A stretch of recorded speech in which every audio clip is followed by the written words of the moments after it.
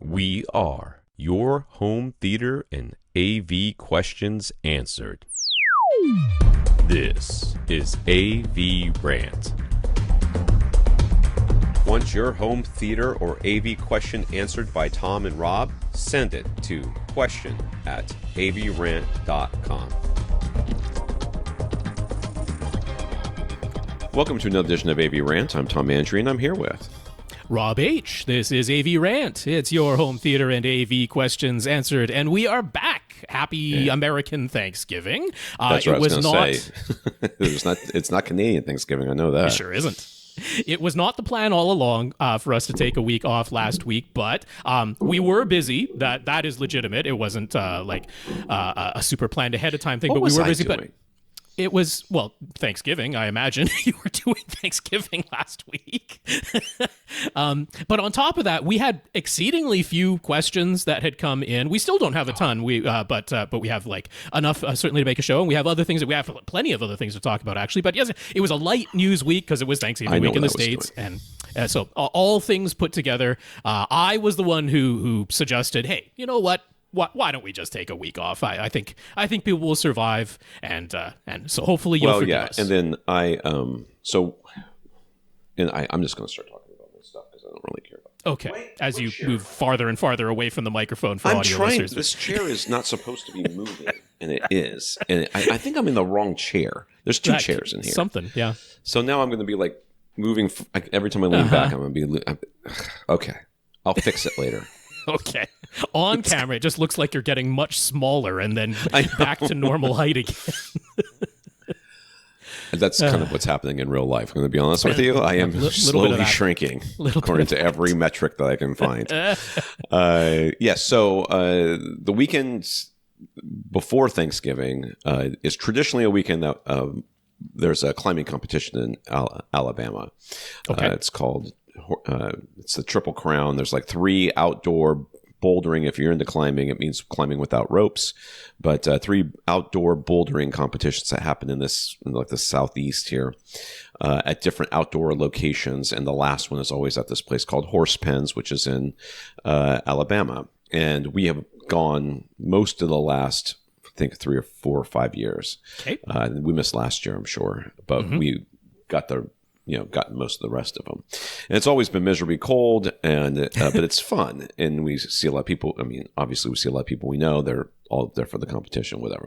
Well, they changed the date, and it was the 2 weekends before Thanksgiving. But most of us down here aren't really there for the competition. We're there to just climb outside with some friends and have some fun. And so a lot of us decided to go up still that same weekend. And it's all, like I said, it's always been miserably cold. And one year it was so cold, my wife bought like this parka from like the booth people that were there. Oh, wow, yeah. And then we all shared it. Like anytime anybody had to go outside, we're like, who's got the jacket? That's how cold it is. We're not prepared. Like Florida, not prepared to be outside. Yeah. But this year it was beautiful. It was actually, people were complaining about it being too hot. I'm like, sure. I could see. Bite your tongue. So it was great. But we also went up there in Birmingham. We had some friends that about a year ago, right about the time of the floods, a little bit before the time of the floods, they moved up to Birmingham from here, and they over the course of the last year, they've invited us to come up there. They've come down here and we've had dinner with them, but they've invited us to go on vacations with them and all these other things, and we keep saying no. And I personally have a rule. My personal rule is if I invite you to do something with me 3 times and you say no 3 times in a row, I stop inviting you. And it's no, I'm not offended by it. I'm just like, you don't want to go, and that's fine. And not. Just because I like you doesn't mean that you have to like me back. That's not how these things work. So I'm just like, okay, well, you don't want to hang out. That's fine. So I actually had a conversation with them. I'm like, listen, we've said no way more than 3 times. I want to let you know it's only because we don't have the bandwidth, the emotional or mental bandwidth to try to schedule leaving town with everything that's going on in our lives with the floods and everything. So we finally are in the house. We're starting to settle down, and we were planning on going to Alabama anyways, and they're in Birmingham. So we were like, we're coming to see you. So we stayed a couple of nights there. They have a home theater. So I watched a bunch of movies. Okay. It was a great Wow. visit. It was a great visit. Little really tease liked coming it. up about that. Yeah, so I'm gonna have things to talk about with movies. So that'll fill in some time. But I'm one episode away from finishing Ironheart. I'm not going to talk about it this week. I tried to finish it last night, but I was too tired and I fell asleep. So That's okay. We got plenty else. We got plenty else. And then there's review stuff to talk about as well. So There is. Why don't we, let's not bury the lead about any of that. So I'm going to save my remarks for the Sofabaton X2 for a couple of reasons. The main one, though, is that I guess I'll just say it now. So all along in our communications with Sofabaton regarding reviewing the X2 units, it's very clear that they want us to talk to them prior to, publicly saying any criticisms of anything because, A, they don't want negative reviews, but B, sure. they are we can definitively say this, a very responsive company when it comes to, hey, I came across this problem. I came across this glitch. They're like, yeah, talk to us first. They'll probably be able to sort it out, rather than posting a negative review about it. And I think that's fair. And I think us disclaiming that is fair. All of it is just completely honest. They're never going to deny that that's the case. But it's worth knowing that what we're going to review were pre-production X2 units. These weren't fully ready to go. In fact, they pointed out how the boxes that were shipped to us, contained a typo, and they're like, yeah, we're aware of that. So don't be like, hey, this company doesn't know how to spell. It's just I was never going to notice that, by the way. Rob might have. There was no chance I was going to notice that. But it's these were pre-production units, and they informed us that they were coming with not optimized, not finalized software. And so prior to us getting into beginning the actual full review, they were like, look, there are firmware updates to do that regular customers are not going to have to do, but here's the procedure for you reviewers who got these early units. Here's what you're going to have to do. And then, please wait for the app to go through a couple more updates before, finalizing your opinions on it. All of that stuff I think is totally fair. All of that is to say that I did receive my X2 unit. It came shipped to me. But as you might be able to see if you're looking at YouTube right now, this has a motion sensor accelerometer in it. The screen is supposed to light up. I can click buttons, and that screen doesn't light up. My particular review unit is just non-functional. It is unresponsive. That sucks. And so obviously I can't, post a finalized review of the remote itself. I can echo what Tom said last week about the feel of it. It is a little weightier than you might expect if you were used to the X1 or the X1S. The body is machined out of aluminum. The back of it feels nice with a texture, like you say, sort of almost like a little bit of a faux plastic leather type of feel to it. The buttons have a nice feel. They aren't loud to click, but they're also not mushy. They do feel like they're that sort of rubberized button underneath. If you were to open it up, I have not physically opened it up, so I can't confirm that for sure, but that's the sort of feel that they have to it. So that's just echoing all of those things. But I have been in touch with actual engineers at Sofabaton, not regular customer service, but I took this as an opportunity to be like, hey, part of the experience of being a Sofabaton customer might be contacting their regular customer service. And I did that without announcing who I was or anything like that, because I just wanted to see what that side of the experience would be. I said, hey, if I'm not going to be able to completely review this remote this week, then I'd like to be able to talk about another part of the experience that a customer might have. And I have nothing but good things to say of the experience that I had. I used the online chat function. So if you go to the Sofabaton website, there is a live chat where you're typing back and forth. And it does a very good job of being accurate of whether the chat people are available and online or whether the chat is offline at the moment. So I was there at an online time. For me, the response time was very quick. There is a little form that they have you fill out prior to beginning the chat, but I got a very fast response, and it was definitely a real person. It was not an AI chatbot or anything like that. That was going to be my question, yeah. Absolutely not. Directly to a person right away, other than the little form that you fill out, which is perfectly reasonable questions that they ask you on that little form. And then, very accommodating, very polite, very thorough, rapid responses back to the things that I was saying, thoughtful responses to the things I was saying. And what I will say is that when this arrived out of the box, the screen was lighting up and it wasn't like ready to go. The normal one that you're going to buy, it's pre-paired with the hub. Mine was not. It was a pre-production unit. Mine was not pre-paired with my hub even, but I could go to like the settings on the remote itself. The screen was lighting up.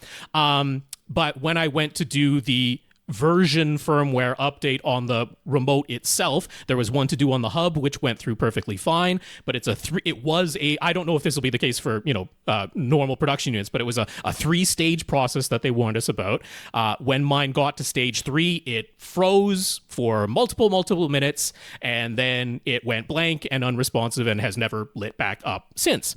Now, because that occurred when I was doing this necessary firmware update, you would think that, one was causing the other, but we don't even know that for 100% sure. Like, it is possible that it was a coincidence that there's like a battery fault that happened to happen while I was doing the firmware update, or, a wiring fault or a chip fault. Like, we don't know for 100% sure. So, obviously I can't do a finalized review, but I did want to comment, first of all, on that the completely regular customer service channel that I went through. I have nothing but good things to say about my experience there. And then talking with their engineers, that was actual, voice call back and forth and trying some troubleshooting things. And they are working because they want to know. They want to know what went wrong with this thing. It's not just me as a reviewer, but, so we are working our way through that. And I don't think they'll have a problem because, like, this is all just completely the truth on my end, what I've experienced. I don't have anything to level in terms of opinions either way on the hardware itself, because I just can't properly test it right now. But I think it's worth knowing that, the company themselves, they are responsive. They care about this thing. They want it to be a good experience for people. And then I was able to partially use the hub because you can actually just use the Sofabaton app on your phone to act as a touchscreen remote in the place of the physical wand that you would hold on your hand. However, it keeps reminding me to finish the firmware update on the remote to the point that I can't fully use the app. And again, this is not going to be your experience if you're a regular customer buying it. The ones that they are shipping, and it's available to just purchase from their website now. No more back order or waiting period. You can just buy the thing now outright. It's not coming with the pre-production firmware that we had. It's not coming with the little typos that they pointed out themselves. Like, those things have all been ironed out. Mine is a unusual unit, so your experience will definitely vary from mine. But when I first fired up the hub and was using the smartphone app, it's like, oh, some of this isn't even working exactly the same as the way my X1 worked. Like, when the first thing I loaded on it as a device was my Denon AV receiver, and it's like some of the input buttons on there weren't working at first, but that's something where it's like I got in touch with them, and then even without them responding directly to me, it's like later on there was an app update where it said, yeah, we've like improved our device support, and it's like that was sorted out and it was working the way my X1 used to. So it's like all along there's been like multiple software updates and things going on. What I can say is, if you're at all on the fence about this, and again, this is not a finalized opinion, but I feel confident enough saying this, and this is generally positive, but I want people to be aware of this. If you're the sort of person who's going to say, I'm ordering a universal remote, I expect it to be dead simple, like nothing for me to do. I literally just say, here's the devices I want to control, click OK, and that's it. It's like, well, that was never the case with the original Sofabaton remotes, even their more simple U-series remotes. That was never the case with any of those. And, going by the current app and the hub, it is still not the case. It's like you're going to have to put a little bit of work in. And I think that's a fair thing to say. And that's not the sort of thing that Sofabaton is going to change to such a drastic degree that that's something I want people to be aware of. It's like you are probably going to have to reprogram a button or two if you want the buttons to show up in a different order than the default order. you're going to have to do that. Like, that's not going to be a change that just magically happens. This is not going to be a one button click setup experience. But if you're willing to put... I don't think that the Harmony was a one button click. It absolutely was not. And some people I have definitely seen online have like rose tinted glasses about the Harmony remote setup. It's like, no, I have a pretty clear memory of that. And it's like, it was the same thing. You're going to have to put some time and effort in at the beginning. I don't think an unreasonable amount of time or effort, but this is not going to be like, I've seen people saying like, you know, I couldn't instantly find my exact model. It's like, yeah, sometimes you got to search a little bit, or you got to put in a sister model whose remote commands work just as well, but it's not that was the same with the Harmony. I remember it was the same with the Harmony. Like that. So that's absolutely. And it's like, if you obviously, if you want the buttons laid out in a non-default format, you're going to have to do that sort of thing. If you want the activities, if you want the order in which things turn on to be a different order than it does it by default, you're going to have to do that. I don't think any of that is unreasonable. All of it, I think, works quite well on the app these days. And I was really quite pleased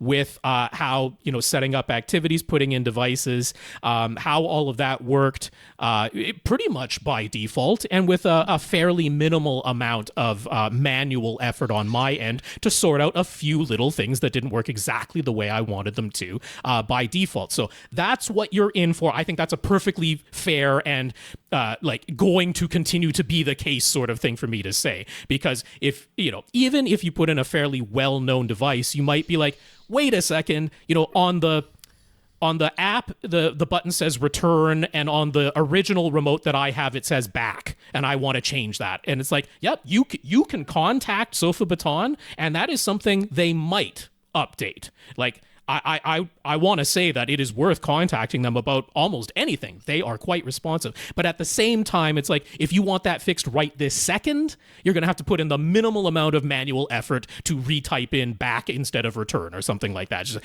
be prepared for those sorts of things. But overall, I think you're going to have a pretty darn decent experience with this. But Tom has been able to actually use the remote a little bit, not a full review yet. You're making some promises that I can't keep. Yeah, not a full review yet. But I did not. Yeah. You can carry on. I am still in not reviewing that mode. So I've taken, what I've been doing is I've been taking the pictures that you're seeing probably up on the screen at some point here. I've been taking these pictures to make sure that we have good quality pictures of both for AV Gadgets and for AVRant. So that you can see what everything looks like. You have a better idea of it. And I've also taken some comparison photos that involve the Harmony Elite that I have. That's right. Yeah, because that is clearly the thing that a lot of people are going to be looking to upgrade from. You know, now that is like definitely fully discontinued. It's like, what is the replacement for that Harmony Elite or the Harmony Ultimate if you had before the Elite? And it's like, yep, this is going to be the one that you're looking for. And honestly, you know, like they're... You can see it on the screen if you're on YouTube right now. You can see them side by side. So, you know, they both have their little stands now. But the main difference, I guess the two main differences, it's just the one main difference is the form factor and how the remote feels in your hands. As you're grabbing this remote and you're comparing it to your old Harmony, you're going to notice immediately that this feels different in your hands. Sure. The Harmony has this bulbous back with sort of a finger catch. Yeah, they kind of went for a slightly ergonomic type of shape for your hand. Yeah. Whereas the Sofabaton X2 is flat. It is just, it's got rounded edges and it's comfortable, but it's flat and it feels different in your hands. All in all, in the long run, how much of a difference this is going to make? Probably very little. You're not going to really, the use of the remote is not going to make that big of a difference. But there is there is something to be said for that ergonomics because it immediately puts your hands in a very familiar position. Right. You don't have to look down at the remote to know that you're in where you need to be. Now, the Sofabaton has the touchscreen. It has a little dial thing, so you can find that with your thumb and then position your hand. But with the Harmony, you know by when you pick it up where the buttons are going to be. Sure. Yeah. So there is that difference. There's also the difference of the weight. It's a significant difference. It's like and a little bit surprising, to be honest. Yeah, and it is. Like Rob said, it's chunky. So the Harmony is 5.75 grams. I don't know what that is in or whatever that is in ounces. I think I did it in grams. And then it's got to be more than that. That's got to be. Yeah, that's got to be ounces, and that's got to be ounces. 5.75 ounces. 5.75 grams is tiny. Yeah, maybe I did in ounces, and 6.45 ounces in for the Sofabaton. Which, if all you had to go by was the physical thickness, you might think that would be reversed. But I was expecting it to be quite. Yeah, it feels heavy in your hand, but it also, like I said, if you've ever touched an Emotiva remote, right? You pick up a little Emotiva remote, you're like, Jesus, this thing is heavy. I mean, this is a heavy remote. That's what it feels like. So, that's not a knock. That's just an observation. Yeah. So, very, very interesting. I know that Andrew's been playing with his for AV Gadgets. He said that the setup and the everything was dead simple. He got everything set up the way he wanted it to be in about 5 minutes. Okay, now I would just chime in that if you haven't used a Sofabaton before, I think it'll take you a little bit longer than that. I mean, of course, depending on the complexity of your system, that plays a huge part of this as well. If all you're doing is one TV and one soundbar, then it is going to go pretty quick. But the other thing to know is that Andrew has probably programmed his Sofabaton X1S more extensively than a lot of people. Yes, and he's also going to have to experiment with, he will be experimenting with home automation things like lights and Philip Hue and stuff like that. So his setup is going to be.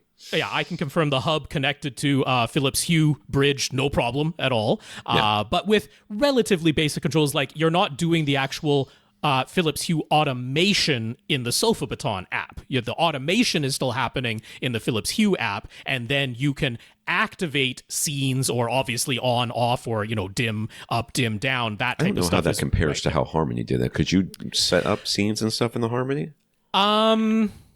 Gosh, I don't think I had Philips Hue when I had a Harmony, so I'm going to refrain from commenting on that because it is. This will be in the review at some point. I will write this out, but it is insane that we are still using the Harmony as the benchmark by which every other remote is judged. I mean, I feel. Without having been able to properly use the remote, I feel confident in saying right away at this point, because all along I said, look, if the Sofabaton X2 is nothing but an X1/X1S that has a touch screen instead of the scroll wheel, I'm personally going to be pretty happy with it, and that's what it is. So I feel pretty confident saying this is a proper Harmony Ultimate, Harmony Elite replacement at this point. And I'm glad that we're finally here, but it's a shame that we had to wait this long. And I'm glad that somebody finally, because we were like, is somebody going to buy Harmony? What's going to happen? Well, somebody had to recreate it from the ground up, basically. Hey, if Logitech had sold their entire code base and programming structure to Sofabaton, it probably would have happened faster, right? But Sofabaton had to roll their own, and there you go. So, expect a full review coming up very soon for maybe Gadgets as soon as Andrew's done with it and we get the okay. So, to go back to what Rob initially said, that they were concerned about us publishing negative things or whatever, just like we did in this talk here, I told them, definitively, listen, if something's wrong with the remote, we will let you know. And we will let you respond to it. But we are going to mention that happened. It's just from the standpoint of what, I'm not going to be your beta tester when it comes down to it. So, and that's how I run all my reviews. Mm-hmm. So when we do a review, if you send me a product, you're the one who sent me the product. I didn't come to your office and steal it and then review it and then, give you a bunch of bad press on it. Or like the Google glasses when they came out, they went out. They weren't selling them.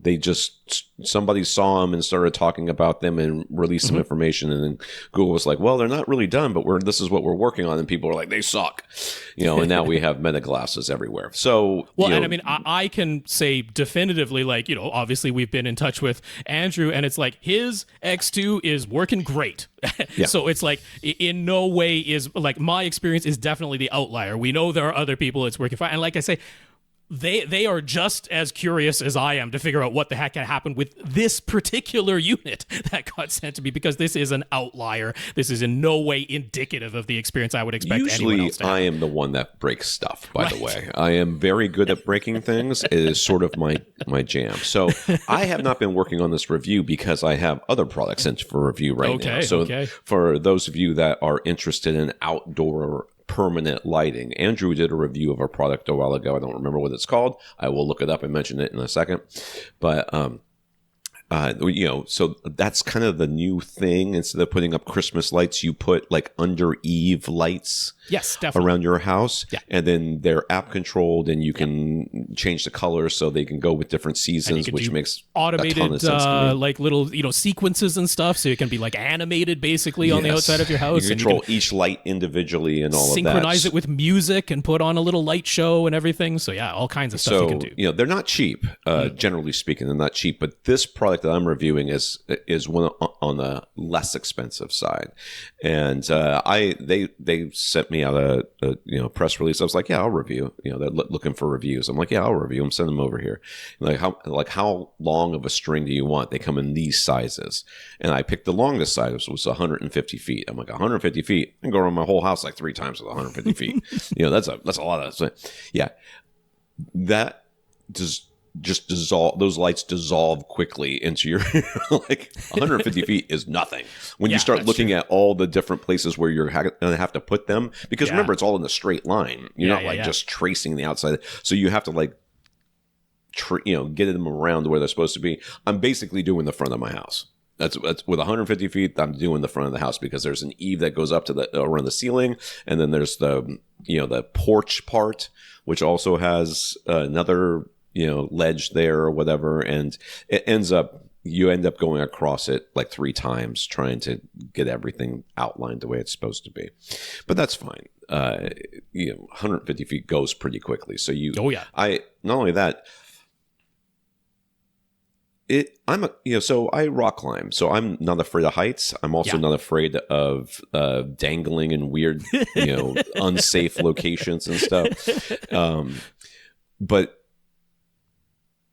this, I have a 10-foot ladder. I'm like, 10-foot ladder? How much higher can I possibly need? So much higher. Yeah. And not so only much that, higher for a house. You cannot lean over the side of the roof and reach underneath the eave, the 2 feet you need to reach in order to put the light where it needs to go. Yeah. I am uncomfortable doing that, and I am generally considered reckless. So I was like, we need a longer ladder. So I borrowed the 16-foot extension ladder from my friend. Yeah. And I was like, nope, that's not tall enough either. 20-foot ladder, I'm thinking, is kind of the minimum. Yeah. Yeah. So I think I borrowed the 24-foot extension ladder. So I will be able to finish it finally today. It's been the all weekend process. You also have to remember, it is not uncommon for people to be doing this when there is some snow present, including on their roofs. So probably not in Florida, but elsewhere, that's a fairly common thing that happens. And every darn year we hear about people who have their preventable accidents. So one of the reasons I'm doing this, because I don't know what the Sofabaton can connect itself up to, right? What apps it can control and stuff. I'm like, well, my wife was really interested in getting these lights up, so I'm putting the lights up, and I'm like, well, at the same time, I'll have the app all loaded up into my phone and everything else, and we can kind of figure out what whether or not that Sofabaton can have anything to do with it, that sort of thing. We've also got it's that time of year, so I've got a smart thermostat on the way. I've got one of those. There's definitely a siren going on outside of Tom's place right now. That is clearly audible this time. Yes. I will. We've got some of those cameras for your doorbell cameras or whatever. Oh, yes. Yeah. Yeah, because apparently doors no longer have peepholes. They used to have them when I was a kid. Sure but did. They don't have them anymore.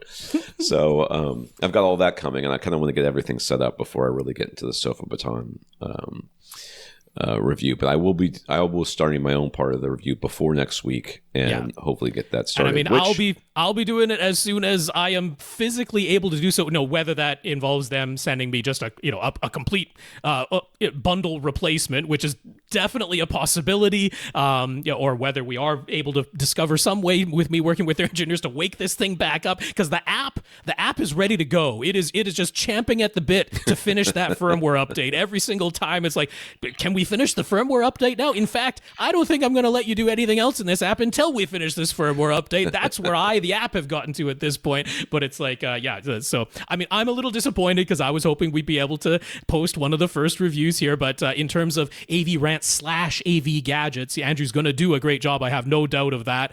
His is going to be up there, probably one of the earlier written reviews that gets posted online. So that'll have to do in the stead of hearing it on the podcast here from both hosts simultaneously, which seems a little bit unlikely at this point. But I just want to stress again, like, my personal opinion of Sofabaton is actually, like, I was positive on them before. Despite this obviously not going perfectly to plan on anyone's end, I'm actually maybe a little bit more impressed with them now, partially because I did that thing of just acting like a completely normal consumer of this thing and just talking to their chat and finding that, they didn't shuttle me off to some automated process, and it wasn't just cookie cutter going down a list and not even listening to what I was typing back type of response, which is not uncommon with customer service these days. It's like, this was thorough, thoughtful responses that I was getting, and not in a, hey, they knew this was coming from a reviewer sort of way. So, and that's always a good thing. That's the same way I do it too. If I have a problem with a product, I just reach out to the customer service and see what they say. And then obviously I did go to a step that most people aren't going to go to, talking to their engineers because of it being a review at that point. So that's not a normal thing. But I want to, because they want to emphasize it, and I want to help them get that message out, that it's like, they want to talk to their customers for real. This is along the lines of SVS that we've talked about too, right? Like, why do we like SVS? Not just because we like the SVS subwoofers themselves, which we do, but they go above and beyond on the customer service side of things. And if you are gun shy about contacting customer service, I understand that. It's like, I know where you're coming from, but this is a case where I want to encourage you, like, get in touch with them. Now, I consider myself to be a good customer when I get on customer service. Like, I come prepared, I am relaxed and polite, and it's like, if you're going to be hyper demanding, then maybe, but even then, like, they are very responsive and thorough and thoughtful, the way that they communicate with their customers. So it's worth it, and I want to communicate that. So have you done any shopping across this Black goodness, Friday, have I ever? Cyber Monday weekend? We've got shopping experiences, the both of us. I hope you're going to talk about yours that I know about, but I mentioned previously on the podcast that there is a, Lego and Star Trek have finally officially teamed up, releasing a large, expensive Enterprise D Lego from the next generation. And I said I had no choice but to buy this thing. Some people might have thought I was, exaggerating or something, but no. I was truthful and honest in saying that I really felt I had no choice but to do that. And so, I gotta say, I feel like I'm pretty good about knowing some of the tricks about these pre-order things at this point. So yes, I've got my account set up beforehand. I've got my shipping and billing information in that account beforehand. I've got my payment information saved. But then the other thing is, if there's the ability to do so, don't just go to the product landing page. Put it in your wish list or add it to your cart ahead of time if that's possible. But in the case of Lego, it's a wish list. And so they were saying it was going to be midnight Eastern Standard Time, midnight, which would have been 9 p.m. my time, Pacific Standard Time. You can see in the image I'm showing here, 8:59, 1 minute early. My wish list, which said add all to cart, it lit up without me even refreshing, without me doing anything. And I had another page open, which was the product landing page, and that was nothing but a perpetually refreshing waiting room. It was only because I had my wish list open ahead of time, and it lit up, and I clicked add to cart as soon as that button lit up and was no longer grayed out, and there it is. It was in my cart, and I had everything ready to go, and it was like 2 button clicks later, and I get an email that made my heart kind of like sink, because it said, "We've got your order, and we'll be in touch to confirm it soon." I was like, is this going to be the situation where it turns out, hey, it wasn't supposed to go live a minute early and you skipped the line and whatever it is. But thankfully, mere minutes later, a full confirmation. They had my order. I can confirm it has been shipped out now. There is tracking information that I have, which I'm not going to show on screen. But it was a fantastic purchasing experience for me. My Lego Enterprise D is on its way to me. Very exciting. It is very exciting. So I have been making tons of purchases because we need stuff around this house. And, my wife was shopping for bedding the other day. She's like, I know we really don't need bedding, but I've been thinking about it. Maybe I should just wait till later. I'm like, listen, we've got so much stuff to purchase, so many things that this house needs, that anything that grabs your attention is the thing you should do. Okay. So currently I am more well lit than I have been in the past. And the reason is I bought a light. I actually thought I bought two lights and a pair of lights because every picture in the Amazon thing had two lights on it, and I thought, I'm getting a pair of lights. Well, I didn't get a pair of lights. I got one light, and I figured that out this morning, and I'm a little irritated. So I'm waiting to see how this light works out before I buy a second one. But this is these are sort of the things I already said. I mentioned I got a smart thermostat coming, another Ecobee. Okay. I've got some doorbells, which are the TP Link. I think that's what they're called. And the reason I'm getting those is because it doesn't require any subscription to see your videos. Because why is everything a subscription these days? Yeah, well, we know why. They want that recurring revenue, baby. They do. And they the only thing with those is that you have to buy a memory card to go with them. So I bought two doorbells, one for the front, one for the back. All right. And two memory cards. I got two doorbells, one for the front, one for the back, and one memory card. And I had to try to tell Amazon, hey, you only shipped one. They're like, well, no, your box is on your porch. We can see it right here. I'm like, yeah, I know. Yep. But inside that box is only one memory card. So the AI finally figured out what the heck I was talking about, and they're shipping me another one. There you go. There's an example of that was not a real life person, and you can tell. You can tell at some point. So but the big thing was when we were driving back from Alabama after sitting in front of a projection screen, which is a 5050 UB, by the way. I got to experience that for the first time. Okay. Very nice projector. There's just no doubt that is superior to the other projectors I've owned, which have always been older and not HDR. Yep. Very nice projector, and he would fiddle with it depending on the movie that he was watching or the service that he was streaming from, or if he was using a disc or a streaming service. Very, very good. And the only thing I said to him as I looked over, I said, man, this would look really good on the OLED though, huh? Think of how fewer black crushes we would be experiencing right now. I bet it would be smaller though. It would be smaller. It's a very big screen, and we were sitting very close. And I was like, okay, this is nice. So, but on the way home, my wife was. Well, I'm like, we were talking about TVs, and I'm like, yeah, we'll probably end up with a 77-inch, which is smaller than the last one that we got, which was an 83. But you are sitting closer now. Yeah, because we're sitting closer, and she's like, how much does one of those cost? And so I asked AI, except it's not AI, it's Rob, because I like to get my answers fast and also correct. Oh, there's that part of it. I mean, I will say I'm a little slower than just Google You are Gemini. A little slower than AI, I will tell you that. Although I don't think I was that slow. That's because it takes you a while to type all that stuff up. From when you texted me to when I replied to you, I don't think it was that slow. It was not an unreasonable wait for you.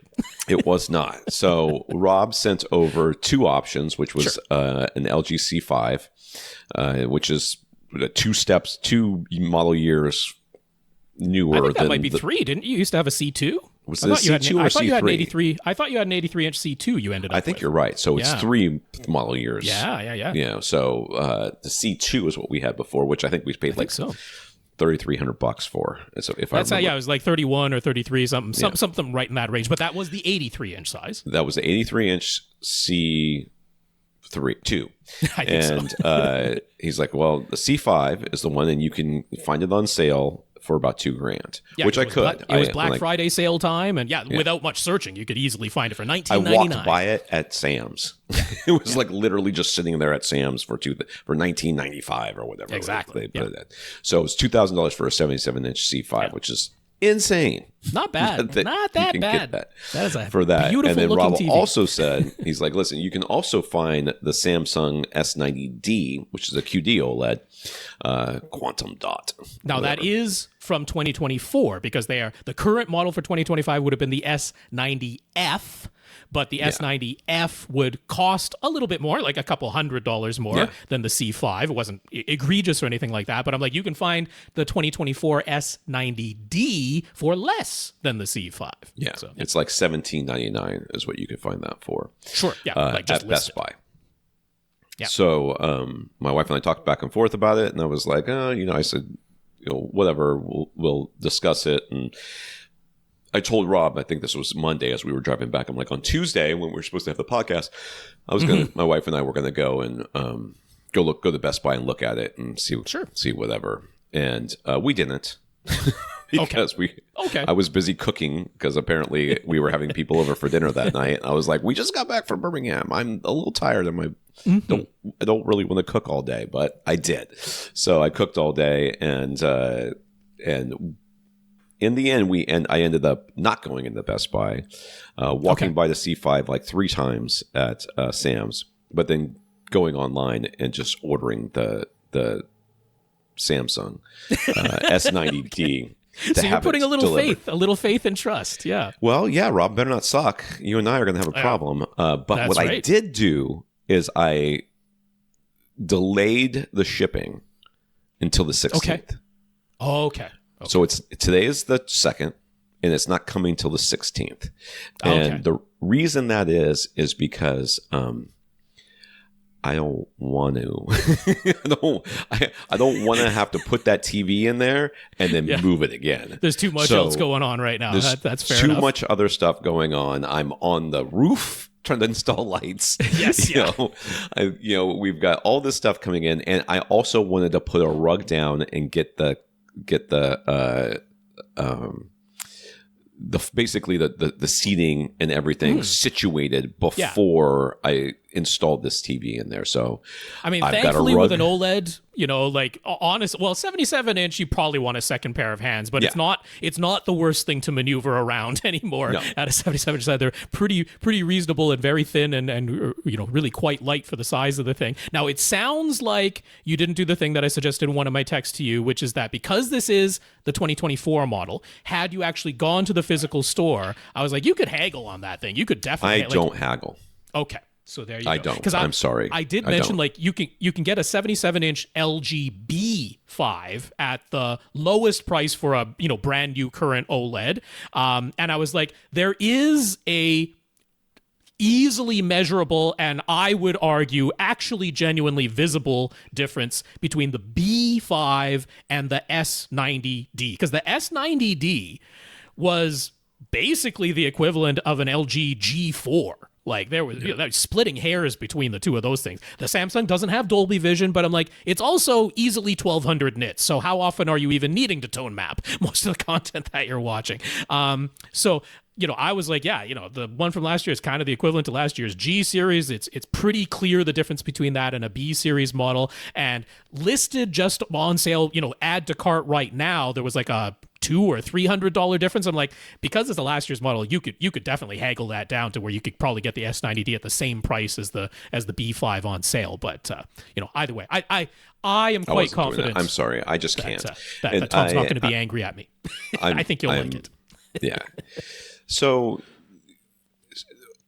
I often talk about the psychology of buying things on this podcast. Yeah. We talk about it quite often about what, why people buy certain things, why when they buy something, they are invested in it being you buying it. I am into vinyl. I think vinyl is great. I need you to also buy vinyl and also think it's great to justify my spending a bunch of money on stuff that my ears are telling me are not any better, in some ways worse than the digital, but I must believe that I spent all this money for a reason. Therefore, you must also buy it. So when Rob gave me these two options, the C5 LG or the Samsung S90D, performance-wise, how much of a difference would I notice between the two? And the answer is I won't actually ever know because I don't have the two TVs sitting next to each other. Yeah. But the reality is I subjectively probably would not ever notice a difference. Unlikely any was the answer I would give. Yeah. So it came down to two things for me. One, what were the two things I was thinking of when I was buying these two TVs? And and if you say at the end of what I'm about to say, that is the stupidest thing I've ever heard, I want you to realize that I, in fact, know that, how stupid this is, and how psychologically I know that I am focusing on marketing terms and other things rather than actual performance. But when Rob says the performance between the two is indistinguishable, I have to make a decision based on something else. Sure. So you should say, well, clearly, Tom, you should buy the one that's the less, that costs less. If they both are which you the did same, in fact do. Yeah, I did, but I almost didn't. Okay. And the reason why is because one said it did Dolby Vision. And I'm like, I want it to do Dolby Vision. And then Rob's like, it doesn't need to do Dolby Vision. You won't notice a difference between the two because it's going to be, because of how bright the Samsung can get. And I'm like, yeah, okay. But then Samsung has quantum dots. What's a quantum dot? Yeah. I mean, I know what a quantum dot is, but let's think of it from the standpoint of everybody else in the world. It just sounds cool. A quantum dot sounds cooler than Dolby Vision does. And that's why I bought the Samsung. I mean, you already had a WOLED in the past. You've seen that in person. You've used it yourself. Now this is a slightly different experience. You can say, hey, it's for the podcast. It's a slightly new experience. I could say a lot of things, Rob. They would all be lies. The word quantum is the reason why I bought this stupid TV. I cannot express to you the $200 difference or whatever it was immaterial in my decision making because at that, you're already spending $2,000. So it's like 10%. Who cares? Who's arguing over 10%? I mean, you should. I should. But at that point, I'm like, we had budgeted $2,000 for a TV. So it's not making a difference. It's all within budget. So I have to make a decision based on something else, and it came down to I wanted to own the quantum dot OLED instead of just a regular OLED. Fair enough. No, it's not. It's dumb, and I realize it's dumb, but it makes me happy, and that's okay. I mean, it's also easier when you can say, and it was also $200 cheaper. So that's who's going to argue with that? Well, in there that does play. Obviously, it would make no difference. I mean, let's be reasonable. But let's put it this way: if it had cost $200 more, you probably would have ended up. I would have gone with it. I would have gone with the Dolby Vision. That is certainly what edged it over into that. But those two things were the two things I was thinking about: Dolby Vision and quantum dots. Okay. Which is insane, but it is what it is. I may have hit this microphone 700 times by now. I don't even. That's the first one I truly noticed just now. Yeah, I have hit it a lot. So, and I also am out of liquid because I was busy trying to figure out how to make my mic be unmuted. Yes. My kid did that. As we moved on to our next section, I forgot to show the last image about my Lego Enterprise. I can confirm I got the free gift as well. I got the little shuttle pod with Ensign Row. I got the gift with purchase, so I am complete. I'm going to be ready to roll with that thing.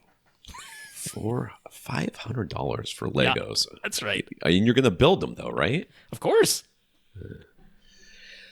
All right, Rob, talk about the movie you watched, and I'll talk about all of the movies I watched. All right. Yeah, you might be expecting me to say I watched 2 movies, but no, I took most of last week off. I mean, I did all my Christmas shopping. I've got 2 gifts left to purchase before Christmas, so I'm feeling pretty good. I did a lot of Black Friday and Cyber Monday shopping. But yeah, the one movie that I watched since last podcast is called Sorry, Baby. And so, yeah, this did actually come out this year. This is another A24 production, but it is not in any way horror related, as many of the A24s are. I didn't entirely know what this movie was about, and they keep the description and the synopsis and the trailers all quite vague. For that reason, I guess I'm going to keep my description of this movie quite vague as well. I don't really feel like I need to, though. I don't feel like knowing the basic premise of this movie spoils anything whatsoever. And so, yeah, because of that, they avoid saying the actual words outright except in one scene, but this is a movie that has to do with a sexual assault. And that you can put the pieces together pretty quickly. And at one point in the movie, I was like, is this a movie that's going to be a swerve where it's like everything in the first few minutes is making you think that that's what this is, and then it's going to be some kind of a movie swerve or a twist? I mean, this is A24. Maybe there's a twist going on, and that's why they didn't want to even mention it in the synopsis or the description, I think. But it's like, no, this is a straight ahead, semi-autobiographical movie. It's a pure drama in here. And so this is written, directed, and starring Eva Victor. And it is semi-autobiographical. They have fictionalized much of this, but this is more or less telling an emotional side of things, of what went on. And I really appreciate this movie. I'm not going to bury the lead any further about how I feel about it. I really appreciate this movie because this is not a movie version of a sexual assault event. This is a very, very, that sounds like a real life story. Like, I didn't know this was semi-autobiographical before I watched it. I looked that up afterward because while I was watching, I was like, is this an autobiography? Like, it feels like an autobiography. This feels like a true thing because it is nuanced and it is... nothing is cut and dry. Nothing is black and white. Very conflicted feelings all around about things. This is one where, like most real-life sexual assaults, unfortunately, the people knew each other. This was not a movie version where a random stranger bursts into some woman's apartment, this is felt very real, and they say it on screen, and it feels true to life. It's like, by the letter of the law. Like, let me make no bones about this. What went on here, the man was in the wrong, should have known he was in the wrong, did know he was in the wrong. Like, none of that is really, vague or obscured or anything like that. But letter of the law type of thing, would her claim stand up in court if she had ever decided to press charges? I'm like, I don't think it would have. And like, that's expressed in the movie. That's not just my opinion. It's like, like a lot of these things, it's like, maybe it was kind of a gray area. But the point of this is... why it felt so real, why I appreciated this so much, is that, look, so I'm gonna curse on this podcast for maybe the first time. I'm gonna warn you that it's coming, but it's because sometimes a curse word really is the absolute perfect, appropriate word to describe what's going on here. Brace yourselves. You've never heard this word before in real life. It's gonna utterly change you. But no, this event takes place and it fucks her up. That is the word for it. It encapsulates the feeling of it, and not in a, like, this wasn't a violent sexual assault. Like, it was, like I say, it wasn't a movie version of it. It was like, it was one of these things, like I say, letter of the law. Would charges even hold up? It's like that type of thing. But like, it messes her up. It messes up her being, her soul, the way she feels about herself, and she gets stuck, right? I'm talking the character, the character here, because this is partially fictionalized, but like, gets stuck. Life doesn't move forward, and it's not one of these like, I'm crushed and I can never function again. It's like, still talks to friends, still finds other people to date, still progresses in her career. Like, life doesn't completely stop, but emotionally for a number of years she's stuck, and that felt very, very real, and just feeling like, realizing at certain moments where you go to say something and you stop yourself, and you didn't even know, like, you didn't plan that, you weren't realizing you were going to stop yourself, but because this like bubbles back up in the back of your mind again, it's like, and like, that was all portrayed really well. And it's like, she doesn't hate all men all of a sudden, like, in fact, it's, two men in her life that really help her by just being normal dudes, and just talking in a, not unusually kind way, but just in a normal, kind, I'm another human being and I kind of understand what's going on here, sort of way. It's like, it's just a very real movie where, it's hard to say that it like blows you away in any way, but at the same time, I appreciate that it feels so true to real life. What I will say is that, some of the dialogue spoken by other supporting characters, some of whom only have one scene in this movie, like, that doesn't always feel 100% realistic, but it definitely feels like Yeah, that's how someone would remember it, or that's the feeling that was conveyed. Like that's what they remember of this conversation. Not that the words are literal, verbatim what was said. Sometimes that sounds a little bit not quite exactly the way I would imagine someone said that in real life, but none of that really matters. We're seeing it all through the main character's experience. So yeah, obviously this one of the ways that the main character copes with all of this is by, being kind of self-deprecating and a little bit humorous. So it's not that this is a dour, super downer of a movie. Again, feels very real life. She finds a way to cope and all that, but just is kind of stuck. So yeah, it's not laugh a minute. It's certainly not action. It is quite beautifully photographed. I don't know for certain, but this definitely felt like New England. Like it had that feel and that sort of setting to it. I don't know if I'm correct in that, but that, that's the sort of setting. So, if this was Maine or something like that, beautiful photography of some of the landscape and stuff like that. But yeah, so it's not like a home theater showcase or something like that. Like I said, it's a straight ahead drama, but it's a good one. Yeah, I think it's absolutely worth watching if you're at all okay with watching that type of content. And this is not graphic or something like that. It's all about the emotional experience. That was Sorry Baby. Oh, also, I love the ending scene. I like the way that they concluded this movie, which is obviously not like the end of this person's life or something, but it's like the way that they concluded this movie. I was like, that was a really solid, well-written ending to this movie, and I liked that very much as well. All right. Well, I didn't watch anything like that. So, unfortunately, I started off before we left on our vacation. I don't know what happened. I ended up on some social media video stream or series, and they just kept feeding me martial arts scenes, like fight scenes from martial arts movies. So I was like, I never finished Ip Man, and I should go back and watch that. So I started the movie over again, watched it over the course of 2 nights. And if you haven't seen it, it's with Donnie, whatever his last name is, I can't remember. Yeah, what he calls himself. Yeah, Ip Man. I'll look it up real quick. Yeah. And where is it? I don't know. There it is. Should be the first star listed. You would think it would, but it did not. It showed up as being whatever. But Donnie Yen is the main character. And I guess there's like 4 or 5 of these movies now. I don't really know. But this, you go there for the martial arts, but unfortunately, but you end up experiencing sort of a movie that's essentially a way of helping to, or attempting to help people through trauma. And of course, the trauma was the Japanese occupation of China. Right. And everything that happened that went through that. So, you start off with, meeting Ip Man and his he's very famous in this little town and everything else. And then it just abruptly cuts to, and then the Japanese invaded and now he's destitute. You're like, whoa, wait a second.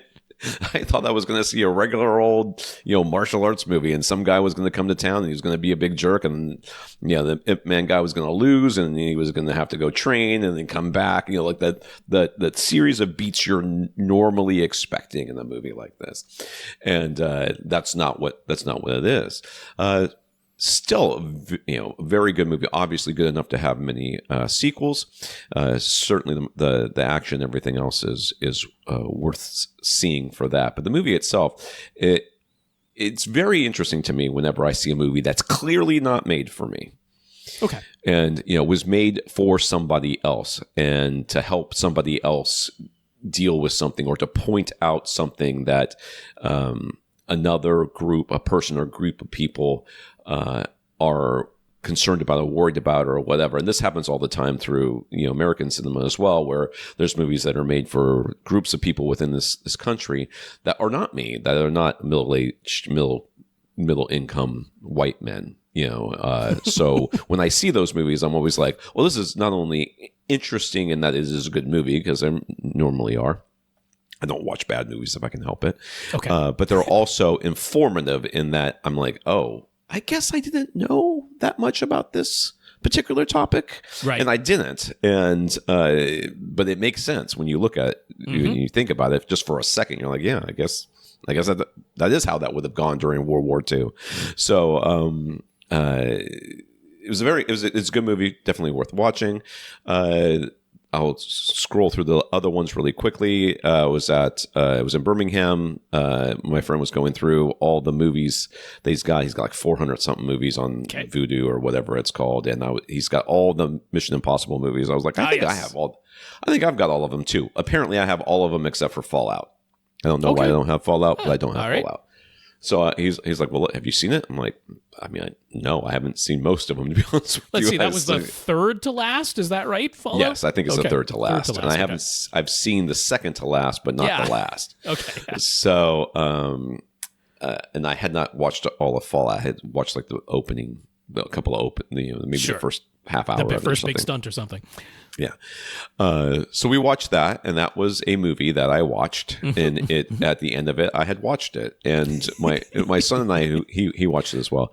My 16-year-old son and I were talking afterwards. I'm like, sometimes there's movies where you watch and you're like, well, there's not that many characters, so one of you has to be the bad guy. Sure, yes, yeah. Unless you're going to do the thing of introducing a villain we've never seen before, which rarely works. The list of suspects is kind of small here. Yeah, okay. Yeah, so I was like, this is very, I actually likened it to that Harrison Ford movie, What Lies Beneath, where there was like 3 main characters and one of them was dead and one of the other ones must have killed him. I'm like,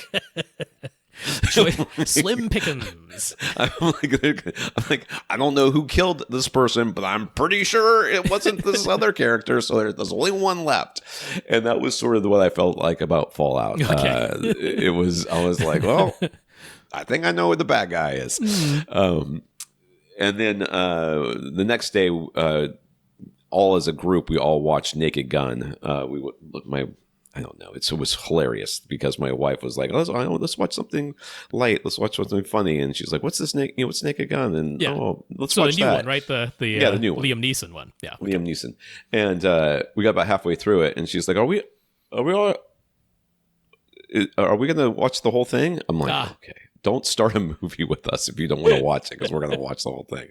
So we watched it. It was if you have not seen it, you can continue to do that, I think, and be okay. Okay.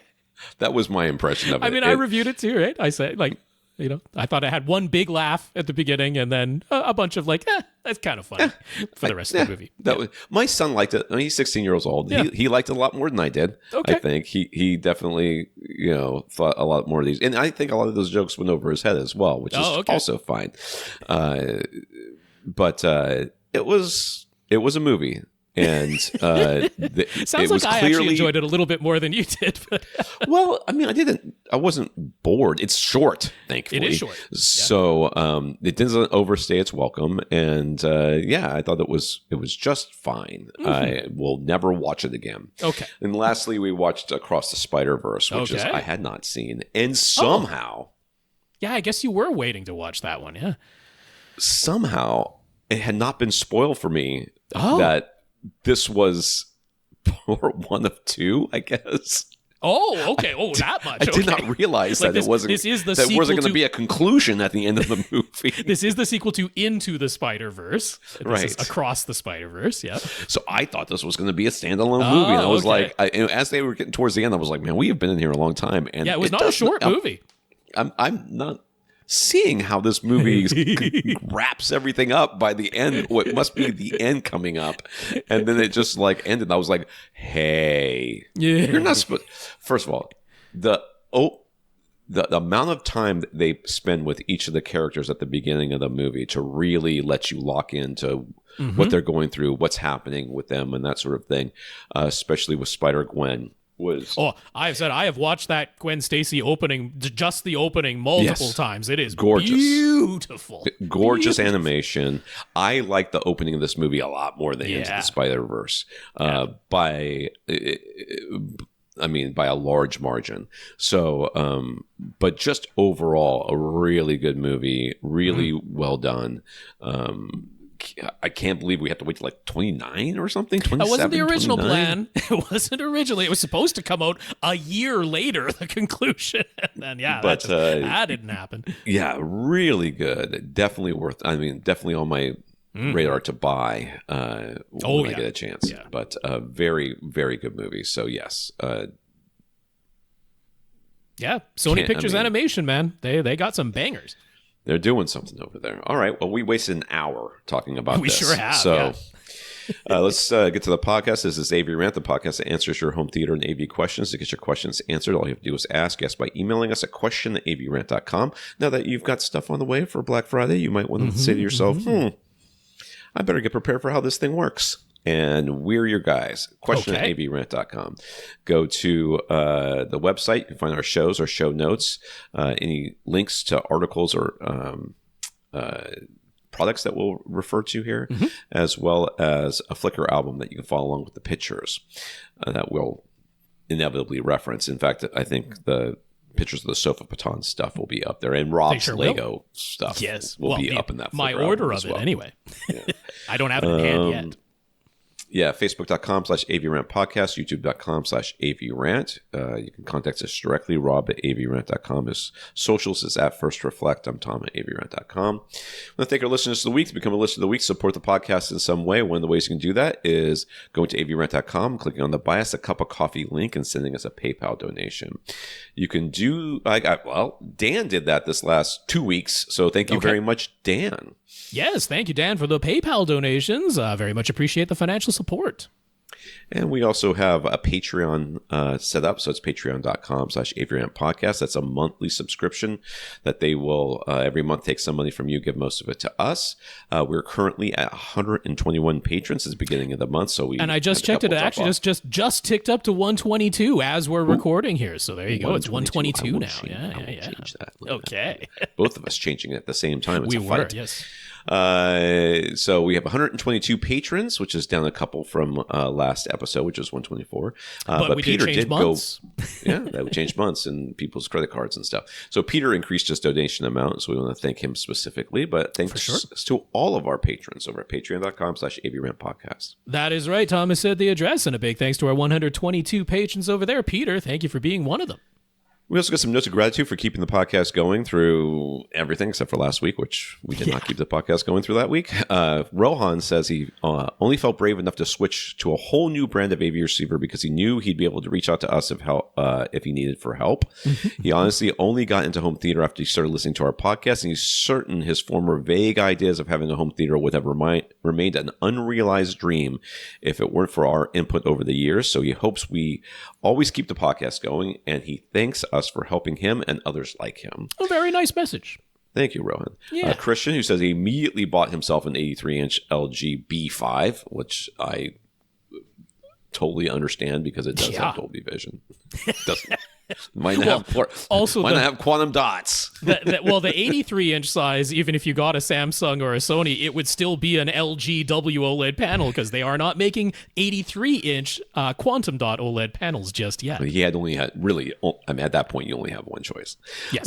Dev, Peter, and Gurinder all send us notes. So we got notes of gratitude from Rohan, Christian, Dev, Peter, and Gurinder. Thank you for thanking us. Yes, indeed. I'll say the names one more time. We got Rohan, Christian, Dev, Peter, and Gurinder. Thank you so much for the notes of encouragement and gratitude. We really appreciate them. And a big, big thank you to everybody who continues to listen and send in your questions.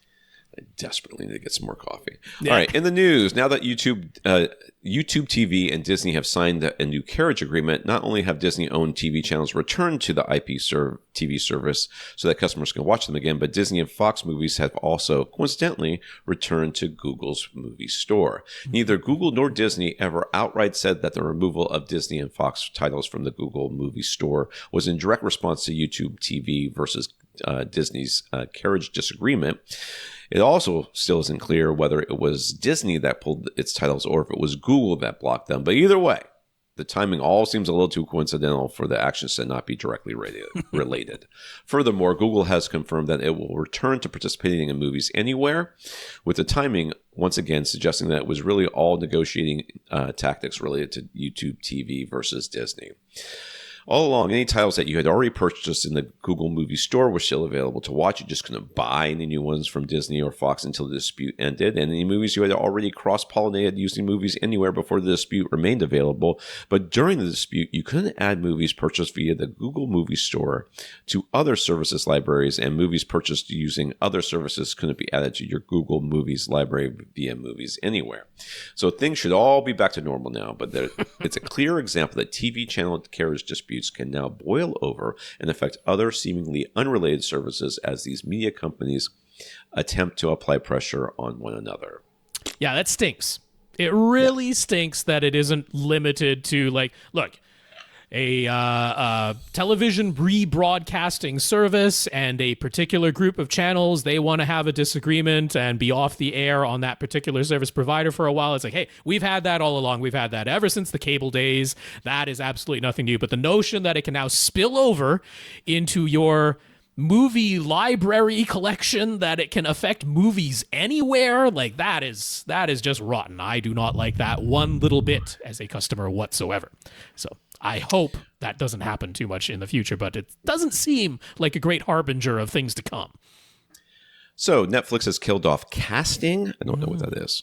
They already dropped support for Apple AirPlay 2 as a few years ago, but until recently, you could still use Google Cast to find what you want to watch on your phone's Netflix app and then wirelessly cast that video to your smart TV or TV streaming service, but no longer. Really? Okay. Yeah. It says, quote, Netflix no longer supports casting shows from a mobile device to most TVs and TV streaming services. You'll need to use the remote that came with your TV or TV streaming device to navigate Netflix.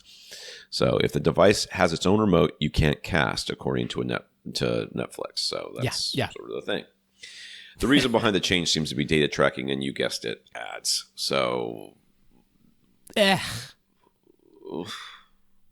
Like, I mean, I guess this gains them something, but it seems consumer unfriendly. Like, it was kind of nice. Like, look, I'll give you the use case that I think is a perfectly reasonable thing for people to be able to want to do.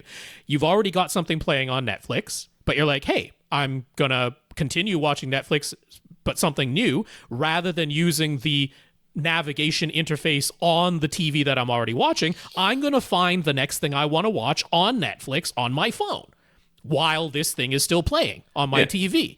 And then once I'm done with what I'm currently watching, I hit the button on my phone and it starts playing on my TV. Like, how is that not a benefit to Netflix to let people do that? That seems like not only is it something many customers would like to continue to do, that seems like it's actually a net benefit for Netflix themselves to let customers do that. But nope. They're like, no, if you're watching on a TV, you are only watching on a TV, and we want all of that data tracking to be even more specific, because for some reason, advertisers still think there's a return on investment advertising on these things. I guess there must be. It's never made a lick of sense to me, but there it is. Hooray. I wonder... I don't know. Yeah. It doesn't make any sense to me either. No.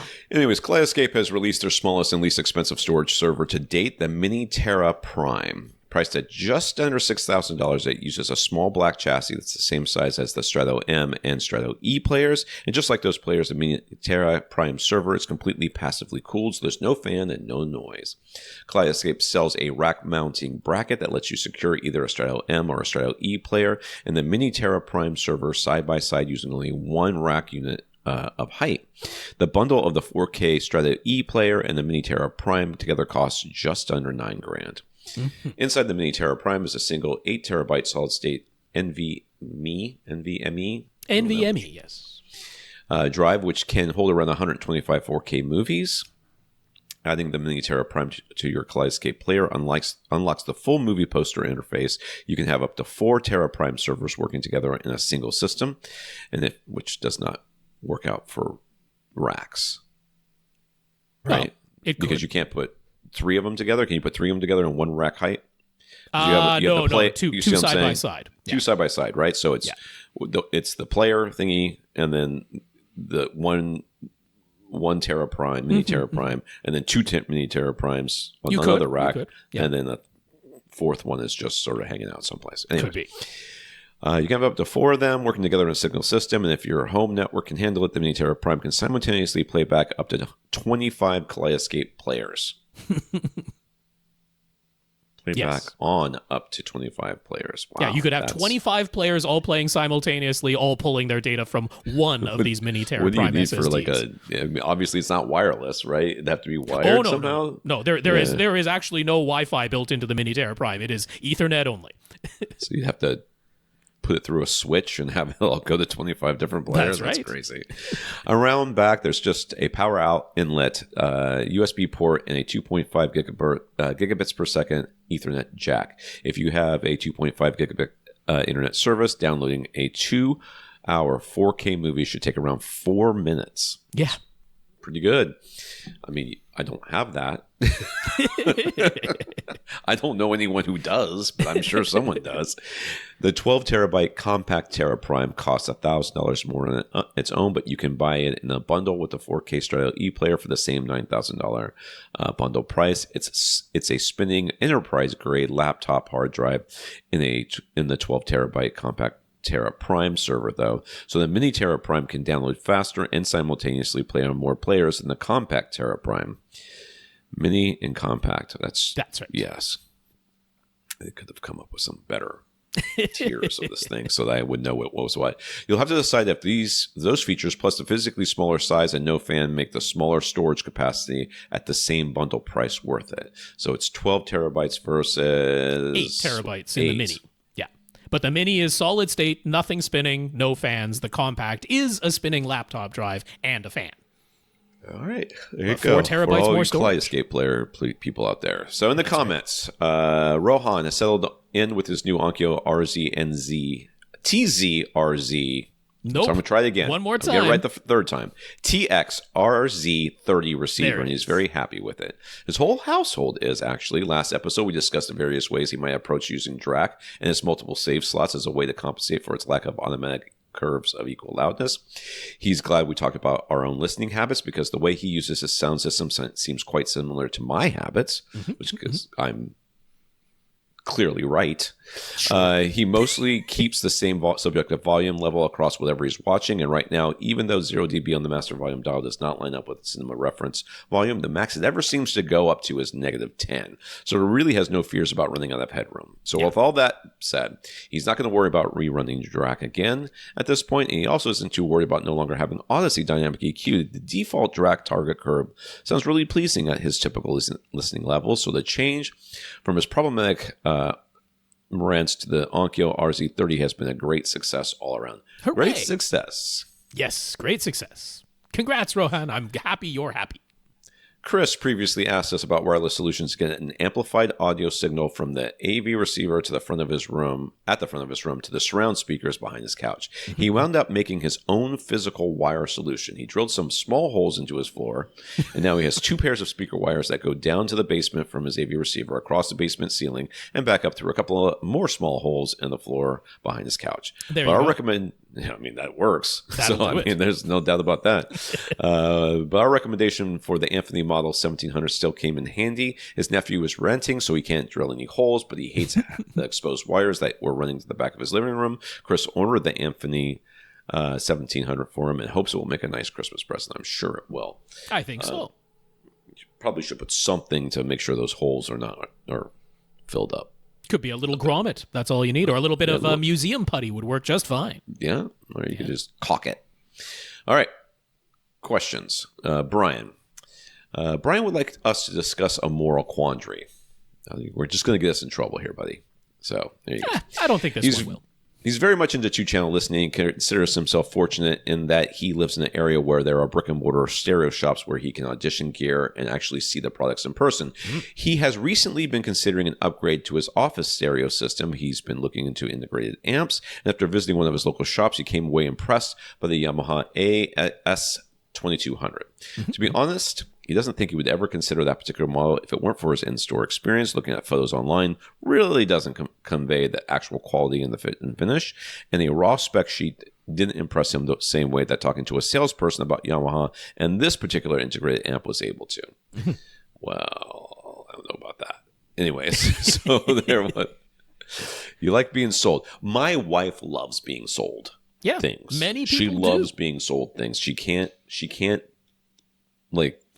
not ask the salesperson to sell her the thing that she already wants. She can't help it. Whereas I would like them to leave me alone. So being a salesperson is a genuine skill. It truly is a genuine skill. Maybe becoming slightly a bit of a lost art these days. Maybe. It really is a skill. I tell you what, we've been shopping for couches, and we went into one place, and I asked the question, so what's the difference between the different leathers that you're showing us? You're showing us a bunch of different leathers. They all have different numbers on the back. Yeah. Clearly, there's a reason for these numbers. What is the difference? And the guy had no clue. Oh. None. I'm like, well, not buying this, so I'll see you later. So there was value in that in-store browsing experience, right? And he knows that physical stores are not even available to a lot of audio customers anymore. So he feels somewhat obligated to support his local shops whenever he can, but he hasn't made the money. So he looked up the Yamaha S2200 online. He was surprised to find it available from accessories for less. The price there as compared to the retail store was substantially lower. And he just about clicked add to cart. But then he thought about that in-store experience. And he sort of felt guilty about focusing so much just on the price tag. So what do we say? What do we think he and other shoppers should do in the case of a moral dilemma such as this one? It's not moral. Let's start with that. Okay. You're kind of making it moral, but it's not moral. So the bike industry, I'm going to go to the bike industry because I work in the bike industry, sure. part-time or whatever. And people come in all the time, and I'm currently working on a bike where they have done a bunch of research online, and they have bought a bunch of parts, and they've saved a bunch of money, they think, buying all these parts, and they've brought the bike and all the parts into the shop and say, I will pay for your labor to put it together. Okay. That all makes sense, right? Yep. That all makes sense. Yeah, I can see the thought process there. It's not a completely unreasonable thought process. No, it's not an unreasonable thing, and I completely agree. But this is a case where just enough knowledge to be dangerous is exactly where you are. Reddit, I love Reddit. Don't get me wrong. I think Reddit, even though I make fun of it a lot, when I look at a product or I'm looking for an answer to a question, I scroll past all the AI stuff, past all the whatever, and I look for the first Reddit post about it because somebody will be saying the same thing, like, you know, which doorbell thing should I get? And I scroll past all the other stuff and I click on the Reddit thing, and then it's like, get the TP link. This is not a subscription. I'm like, that was the answer I was looking for. Thank you very much for being better than AI. But the reality is that most of the time you don't know what you're doing. So therefore you end up buying a bunch of parts, bringing it all in, say, I'm going to pay you for your labor so I can save a bunch of money, and then you spend more money than in the long run. Actually would have ever spent. Because I would have told you, don't buy any of these crappy parts. They're not as good as you think they are. Not as good as Reddit thinks they are. Second, none of this stuff works on your bike. No matter how much they tell you it will, it does not work on your bike. And third, you didn't buy enough parts because you're assuming that other things are I can just attach it like it's a transformer, or like you're in a movie with a montage of the A-Team where they're slapping parts onto a car and they just weld it on and it's good. It's not how it works. So, when you go to a store and you utilize the expertise of the person who is there, you are in essence going to save money in one way or another. Okay. Not when you're necessarily shopping for a product, but definitely when you're shopping for a product that involves a service. Okay. So in your case, you've gone to a store because you did not know what you wanted. Yeah. And you had an experience there, and that experience of touching the product and seeing the product was worth something to you. Okay. So how much was it worth to you? Yeah. Well, you don't know because you don't know what else you would have bought on the other side of it. But these businesses that are employing people and selling products to you and giving you the opportunity to have these experiences, you have to decide to yourself. It's not really moral. It's selfish. Do I want to have the ability to shop locally? Yes or no? Right. Because if I don't buy locally, I will not have that ability. You cannot there is no real option these days for going out and shopping for certain products anymore. Right? You can't go to your local hardware store and that or even really bakery and, find the thing that you're looking for locally and talk to somebody who lives in the neighborhood and everything else. You have to go to Home Depot, or you have to go to Walmart or Publix or, Safeway or one of those places. And there was a time when practically every town had a stereo shop. It might be really small. The selection might be small, but that was a really common thing. There'd be a stereo shop somewhere in town, and that has definitely decreased. There's really no question about that. And I'll give you an example from the bike shop. People want a certain tire, right? Continental tires are very popular. There's a couple of models, the GP5000 and the Gator Skins are really popular around here. I think they're popular in general. And we cannot get them for any cheaper than you can get them. Okay. Continental controls their pricing very strictly, and there isn't enough markup or enough that we can buy the product and get it in for a reasonable price where we can sell it to you and then take the risk of you saying it's broken and I tried to put it on, but now it's messed up and it came that way out of the box and we have to take it back even though you did this. It didn't come out of the box that way. You did it by, hacking at it with a screwdriver, trying to get it onto your rim. And it's, you broke it, but we have to take it back because of return policies or whatever. So we don't carry those products for that exact reason. So, there are some things that you can walk into a store and say, hey, I'll tell you, go buy this online. Go get it online. Okay. Because that's the only place, we don't carry it for that reason, but we do have expertise and help you shop. Even if you're going to shop online, we can help you shop, but we will not be there if you don't come and spend some money there occasionally. Yeah. You have to spend something. So you are paying to keep this, maybe this, refurb, integrated amp that you found on Accessories for Less is, I'm guessing, considerably cheaper. But that doesn't mean that you have, and I think you should buy it. I'll be honest with you. I did buy it from Accessories for Less. But then I would go back to this place and make sure that I did support them with other purchases, because there's plenty of stuff that you can buy there that isn't really any cheaper online or isn't significantly cheaper online. Because if not, they're going to be gone. That's just all there is to it. There's no way for a business to stay open just so that you can. I mean, this happens to us all the time. People call us on the phone and ask us what product to buy. I'm like, I don't know, man. I don't know. Go someplace else. Well, I have a mildly different take. Not extremely different, but a mildly different take. First of all, in terms of viewing this as a somewhat moral thing, my personal opinion is that your number one priority is to yourself. These are businesses, Accessories for Less and your local shops, they are businesses. It is not your responsibility to keep either of them afloat. Obviously, you can't all on your own. But I don't even think it is truly your responsibility. However, caring about them as they are human beings, they are real life people. You might even befriend some of them at your local shop, so you might even befriend an online owner or worker at someplace. But it's that is part of it. But I think your number one priority is to yourself. And so to me, this becomes like a 4-square tiny little decision matrix, which is your number one priority should be how badly do I actually want this product? Because that's going to be a scale that only you can decide, right? Maybe there's I've got to have this product. I absolutely, at the end of this decision matrix, must end up with this product. Or on the other end, there's I'd kind of like to have it, but I really don't mind if I wait a long time or maybe don't even get it. It's not that important to me, and you could land anywhere between that spread. And then there's price, right? There's there is going to be a maximum price that you are willing to pay, and you should not feel obligated to go above that price for really any reason, I think. And so because of that, you're going to end up with this, there are people out there who don't care about the local store at all. They're not going to ask this question, right? They're just going to buy it at the lowest price wherever they can find us. That's an easy decision for them.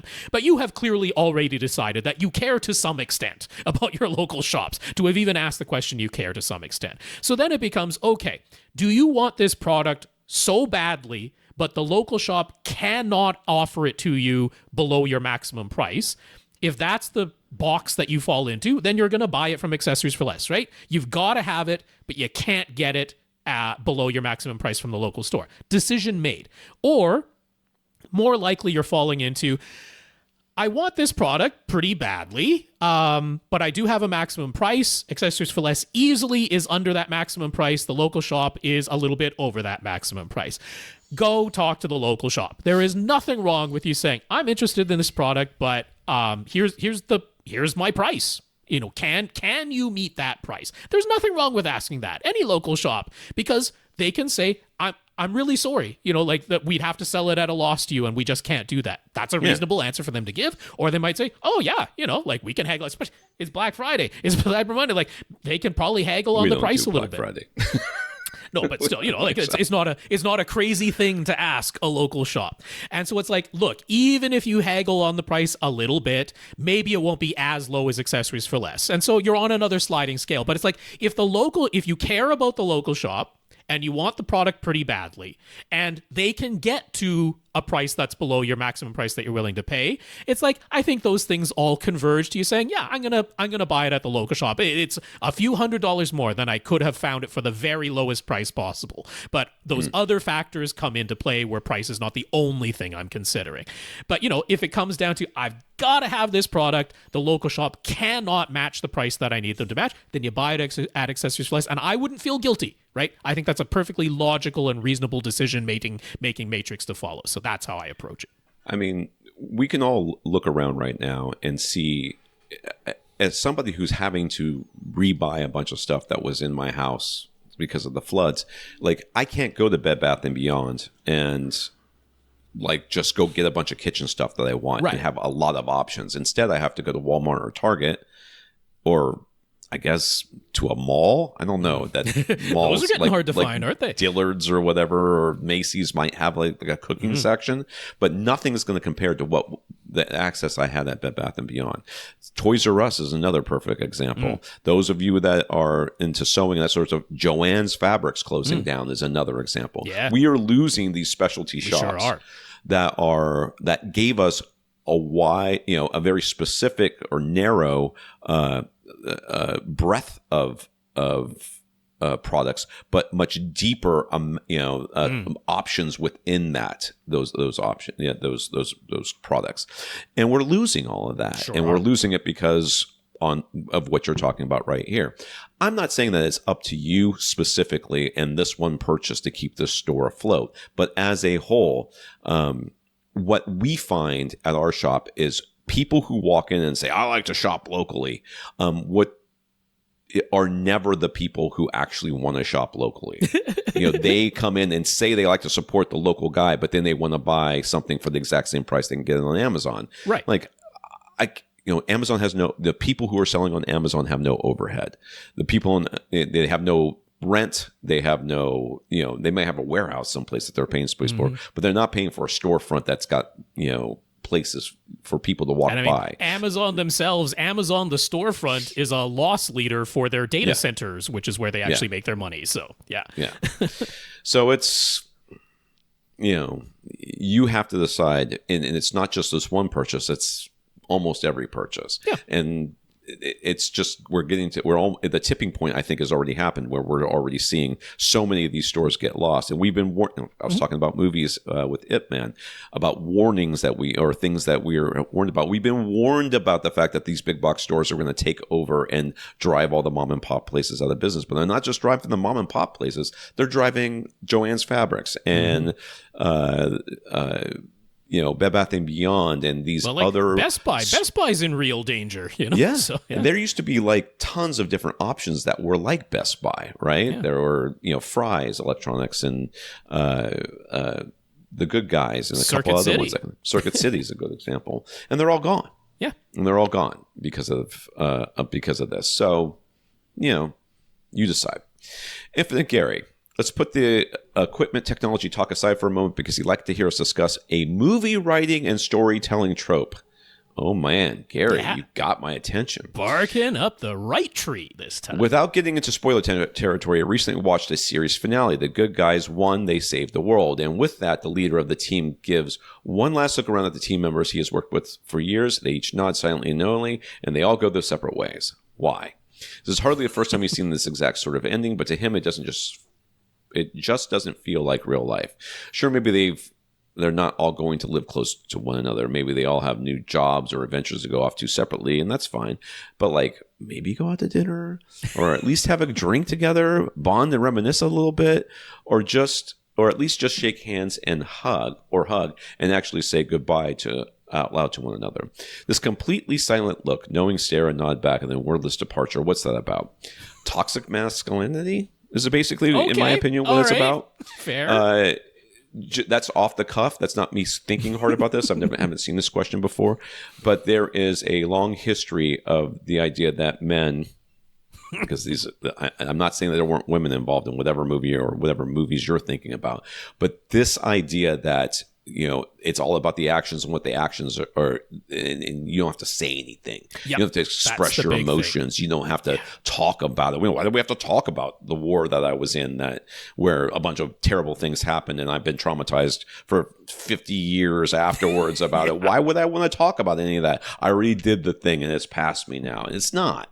So yes, that's what I would say. That's the stereotype they're really leaning into, is this idea that, you know, once you can look at like the whole revenge movie genre, like the John Wicks of the world. Like, once I kill the guy that killed my little dog, I will now feel better, and then I won't ever have to talk about it. Like, I would rather commit mass murder and serial killings. They sure do. Than talk about my feelings.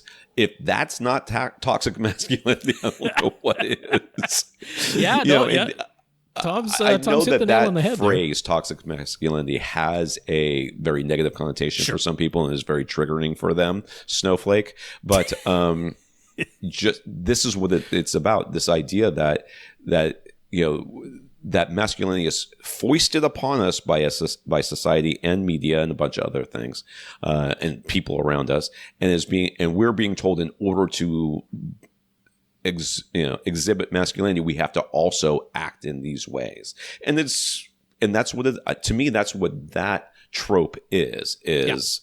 I don't have to talk about it. I already did it, and now Now everything's okay because I did the thing. And no, I'm not going to end up crying in the bathtub after this. You're the one who's going to end up crying in the bathtub or just reaching out on a phone call to someone I know shared the experience with me. I know. Yeah, no. It's crazy. Yeah. Think about how people who I'm sorry, Rob, I know you want to say something.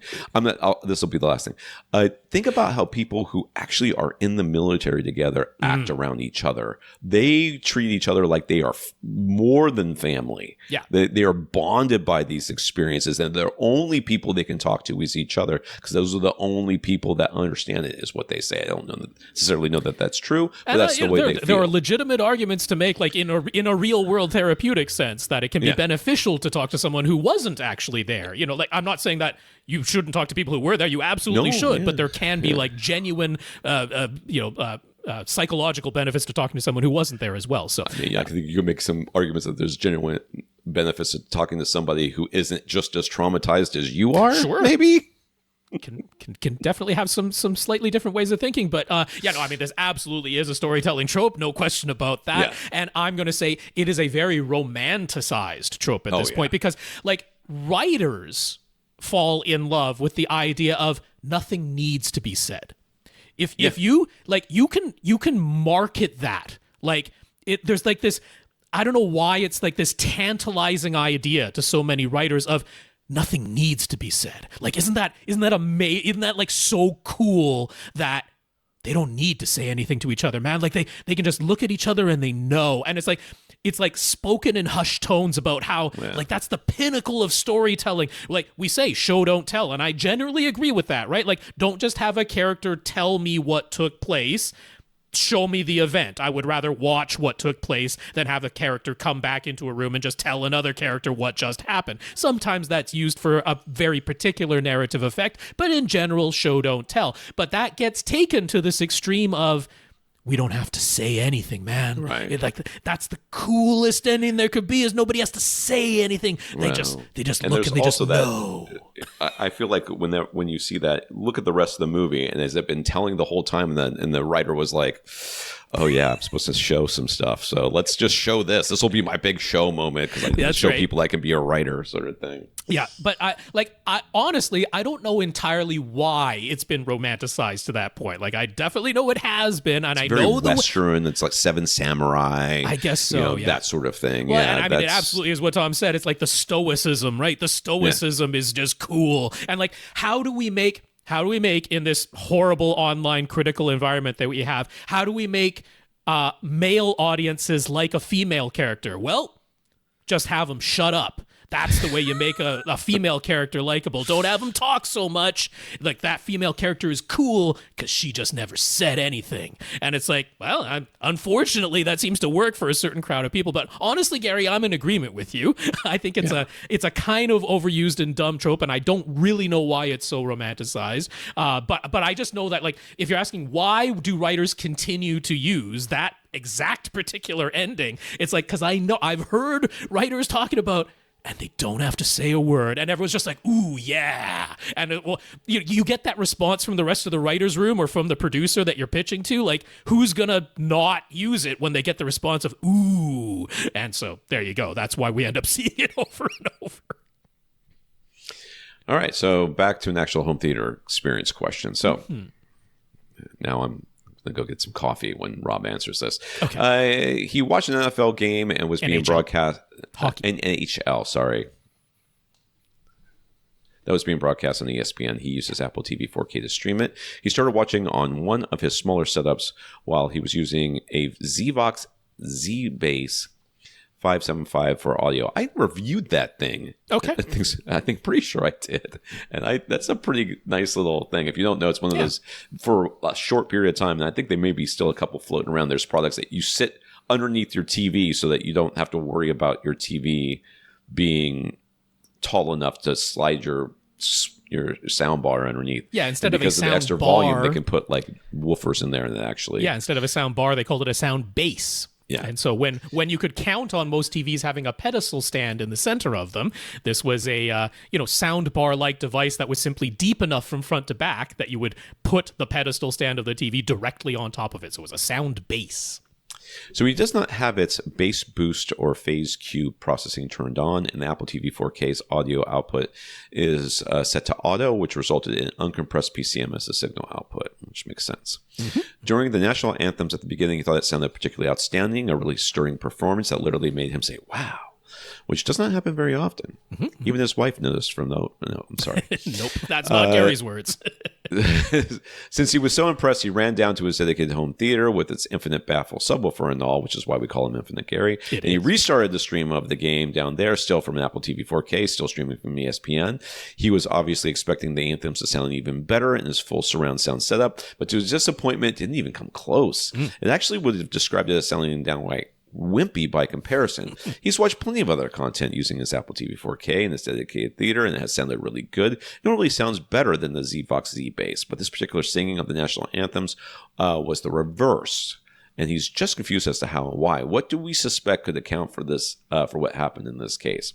I would suspect it's a resonance someplace. Yep, exactly. It's gotta be it. That's either shaking the it's resonating inside of the sound base thingy. Like the sound base itself has a frequency response, discrepancy where the sound base itself resonates at a certain frequency range. That is a possibility. Or it's shaking something else, like the stand or the TV or something in the room. Yeah. It's just some combination of a bass boost in just the right location where normally it makes things sound uneven and weird compared to your home theater. in here with this particular moment, it just hit the right frequency for the content so that it made the content sound amazing. It's sort of like and this has happened to me a ton, where you're listening to music in a car or on some headphones or something, and it sounds great, and you put it in your home theater, you're like, where's the bass? Mm-hmm. There's no bass in this. Or where's this? Or where's that? And that's, if I hit this microphone anymore, I'm going to have to take it away from myself. It's so annoying. Some of these subjective words like the roundness or the fullness, like here's the thing. We are very often pleased by resonances, right? Like, why do we very often describe, I heard a choir singing in a church versus I heard that very same choir on a little outdoor tour and they were singing outside of a shopping mall. And it's like, they sounded so much more impressive inside of the church, right? And it's like, we sort of instinctively know, the setting had something to do with it, but like, it's the resonance. The resonance of their voices inside the church is what made it sound so much more subjectively pleasing and full, and maybe even, gave you that sense of like a religious experience to it that you just didn't get when you heard them outside. Yeah. No resonance. It's not that they got worse at singing. It's like it really was the resonance. So we often talk about resonances on this podcast as something we want to eliminate. Like we don't want the speakers to inherently resonate. We don't want the cabinets of the speaker to inherently resonate. We don't want our subwoofers to inherently resonate and physically shake and rattle and vibrate things. We don't want our rooms to have an acoustic resonance so that a certain frequency is way louder than it should be, and we measure it and we look at the graph on Room EQ Wizard and we see this big old hump and we say, well, I've either got to put up more acoustic treatments or I've got to apply electronic EQ and bring that resonance down. So then you get this experience of like, well, I heard this particular singing during this particular broadcast singing the US and Canadian national anthems, and I was just like, wow, that voice sounds amazing. And then I play that exact same stream on a different sound system and it doesn't sound anywhere near as amazing. It's because the first system that sounded so amazing had a resonance. I am convinced that is the case, and you just have to realize that on the podcast, on a technical level, we talk about eliminating resonances that aren't part of the original signal, but in real life, we are very often pleased and impressed by resonance. Yeah. It just tickles the right part of your brain. Why do some people love the way they sound singing in their bathroom in their shower versus not liking the way they sound when they sing outside, right? It's like, it's a resonance inside of that tile bathroom. Yeah. It's why sometimes you get a chill down your spine when you hear or when music crescendos, it's just all part of this, ways that your brain tricks you into loving things that are just normal. Anyways, we've discussed some recently about expensive soundbars. Well, Focal, powered by Name, is throwing their hat into the ring with the announcement of the Muso Hecla. Yep. Muso Hecla. Okay. This is still Gary, by the way. I know it sounds like news, and I forgot to mention it, but this is Gary, which will be available in South Korea this year, but officially announced for the rest of the world in early 2026 at CES. It's a large, deep, standalone Dolby Atmos soundbar priced at $3,600.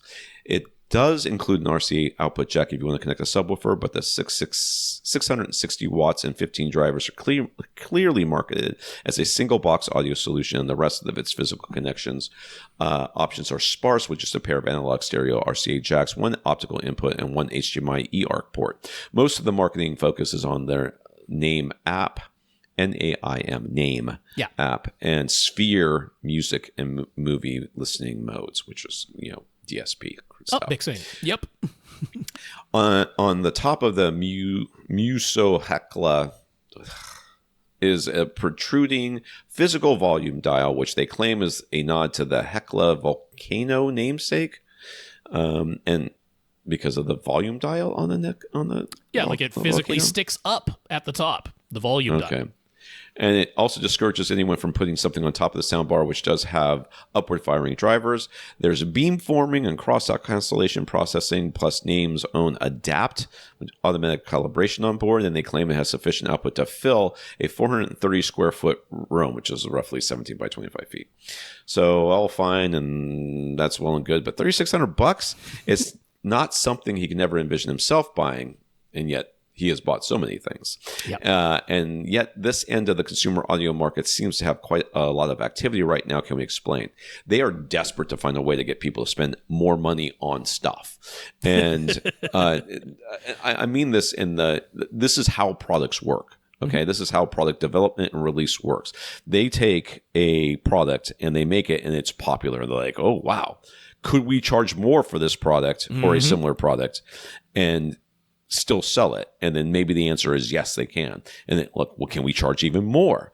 And like, well, then our sales aren't as good. Well, what if we put this feature in it and put a logo on the side of it? Oh, well, now it's selling good again. Can we charge a little bit more for it? And they keep doing this until they get to the point where they can't shove any more stuff into it, and the price is too high, and then it stops selling, and then they're like, okay, well, we can't sell it for that much, and we can't sell that thing. So they are and this, we see this happen all the time as well, but they're figuring out right now that, hey, we could, as long as we keep shoving more stuff in it, make it a little bit unique, some people will buy it. And we only have to have a certain number of people to justify selling this product. But that pool of people is limited and finite. And just like with the streaming services where they thought, oh, we've had 50% bump in memberships every year for the last 5 years. That's going to go on forever because there's infinite people. That's not how it works. Eventually, they're going to have sold all the expensive sound bars that can be sold. And people aren't going to buy new ones because most people live with their electronics for decades, not years, not months. They live with them for as long until they break, and even past that sometimes. So yeah, they're just trying to get people to capture as much of that market as they can before the market goes away. Oh, I keep saying I think these soundbars should be more expensive. I don't think $3,500 is the right price point. I think it's too low because we're at the point now where what are the figures? Isn't it the top 10%?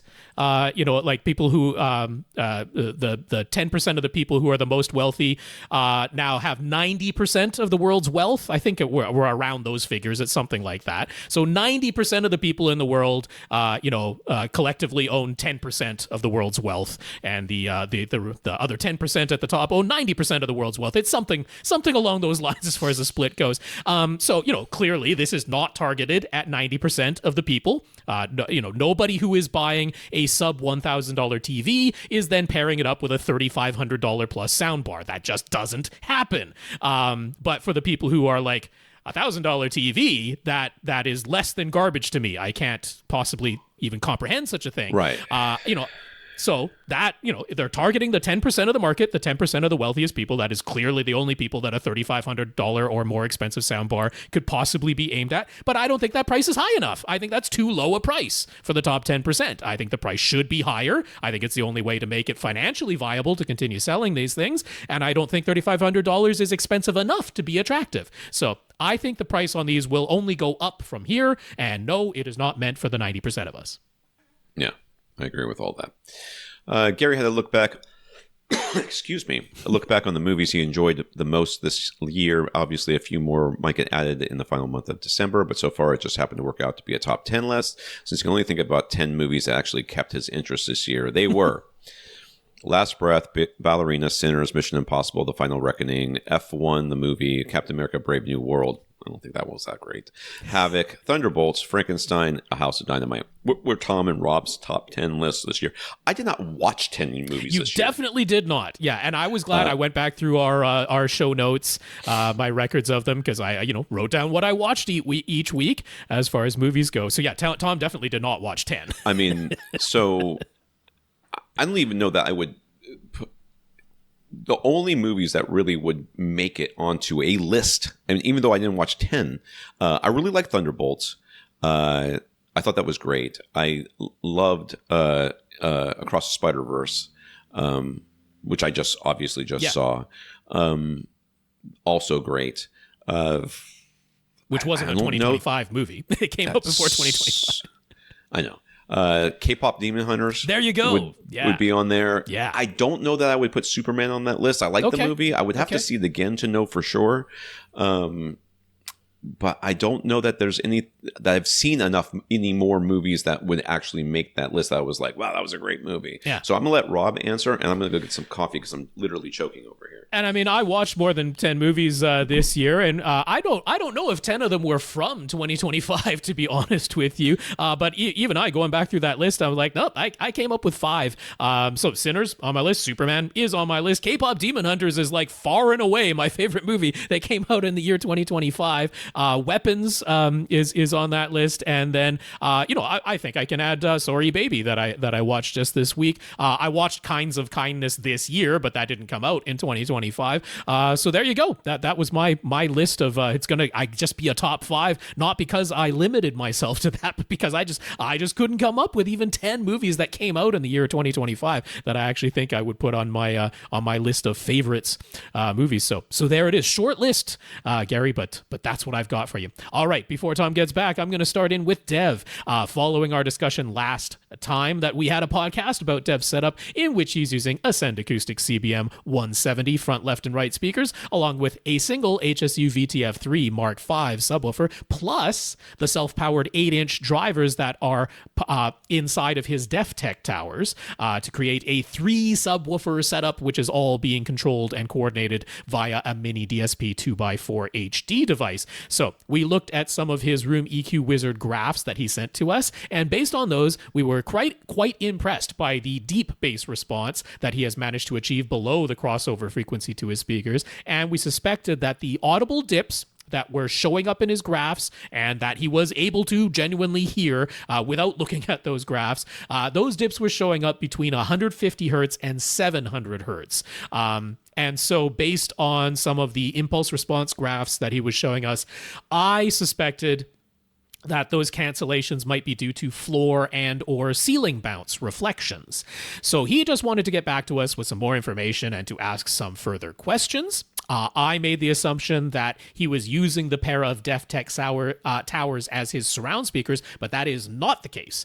He has a pair of Bookshelf RSL CG3M speakers that are on speaker stands. Those are his surrounds. And then the only parts of the DefTech towers that are being used right now are those self-powered 8-inch drivers. He's using the RCA inputs, and he is not connecting any speaker wire to those DefTech towers. So they're essentially just acting as 2 8-inch powered subwoofers. So his single HSU VTF3 sub, that's positioned in the front left corner of his living room area.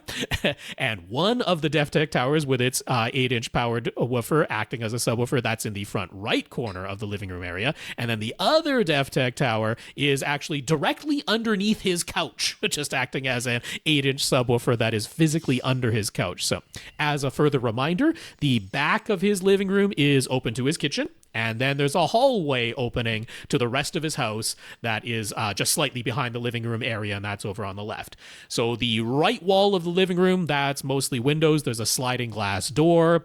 The left wall is largely taken up by a fireplace, particularly at the first reflection point. No, we don't have any pictures. All right.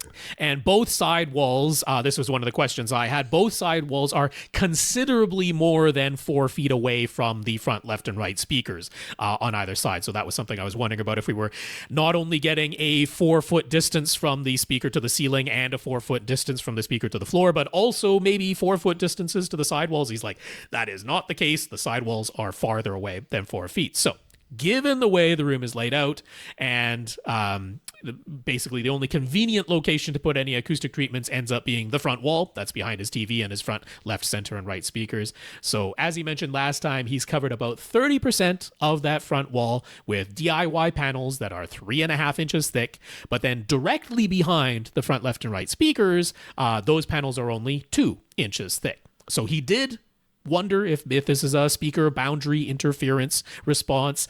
So he physically tried moving the front left and right speakers closer to that front wall, but that didn't seem to have any impact, either audibly or measurably, on the dips he was seeing between 150 hertz and 700 hertz. That's his trouble region with these particular speakers in this particular room. Tom? Where are we in this thing? I'm trying to read it. That was all the preamble prior to A from Dev's question. Okay. So given that his bass response below 150 hertz actually measures really well and the sound's really good, and given the sidewalk treatments are a no-go, and also given that we said he needed absorption panels that are at least 6 inches thick on his ceiling to properly treat what we expect to be the cause, what if you were to put 6-inch thick insulation hidden under his couch? Would simply having thick insulation like that somewhere in his room help? Because other than the front wall, it's really the only other place where insulation can realistically go. I mean, you can try it. I don't see why that wouldn't do something. I mean, it's going to do something because the base is traveling all the way around that couch anyways. So it's going to get to that insulation underneath. You know, it's something. Yeah. I mean, the positive side here is that having thick bass trap thickness insulation anywhere in any room is pretty much never a negative thing. Like in house-sized rooms, you can basically never have too much bass trapping. I mean, realistically and practically speaking, you can, but in terms of acoustics, you can pretty much never have too much bass trapping. So having that extra insulation anywhere in your room is not going to be a negative thing. But I do have some doubts as to how much it's actually going to help this particular problem, because it was interesting, we saw in the waterfall graph that we didn't see like this long time domain ringing throughout the room between 150 and 700 hertz when he was playing his front, left, and right speaker channels. Like, there wasn't this long ringing waterfall that we saw. And he was like, that's a little weird, because he's seeing this RT60 time that spikes up in that region. So he's like, right. So it's not getting quieter, but it's also not ringing for a long time. And the time I'm like, well, that means it's a fairly specific reflection, right? The RT60 is saying, hey, it's not 60 decibels quieter this many seconds later, an amount of time that coincided very much with the floor and ceiling height, which is why I formed that suspicion. And then I was wondering if maybe the sidewalls were contributing to it. He was like, nope, those are farther away. But yeah, not this like just long reverberation, constant ringing in the room that those frequencies. I'm like, that all indicates it's probably a fairly specific reflection. So we know that directly underneath your couch is not where that specific reflection would be coming from. Like Tom says, if you do this, and I'm saying there's no downside to it, but if this doesn't fix your problem, I would not be surprised. I think if you're hoping that's going to fix this problem, I suspect you might be disappointed. But if you do it, there's no downside to it. Yeah. So he did the 3 subwoofer and mini DSP EQ and tuning manually, and his current AV receiver doesn't have Odyssey or DRAC or any other form of acoustic room correction. Would getting a new receiver help to resolve this issue? He can sort of envision maybe adding more speakers in the future, and as we've mentioned to others before, even if he continues to only use 5 physical speakers, a 9 or 11 channel receiver could still use Dolby Atmos high virtualization. So you could see his way to justifying, say, a Denon X3800H.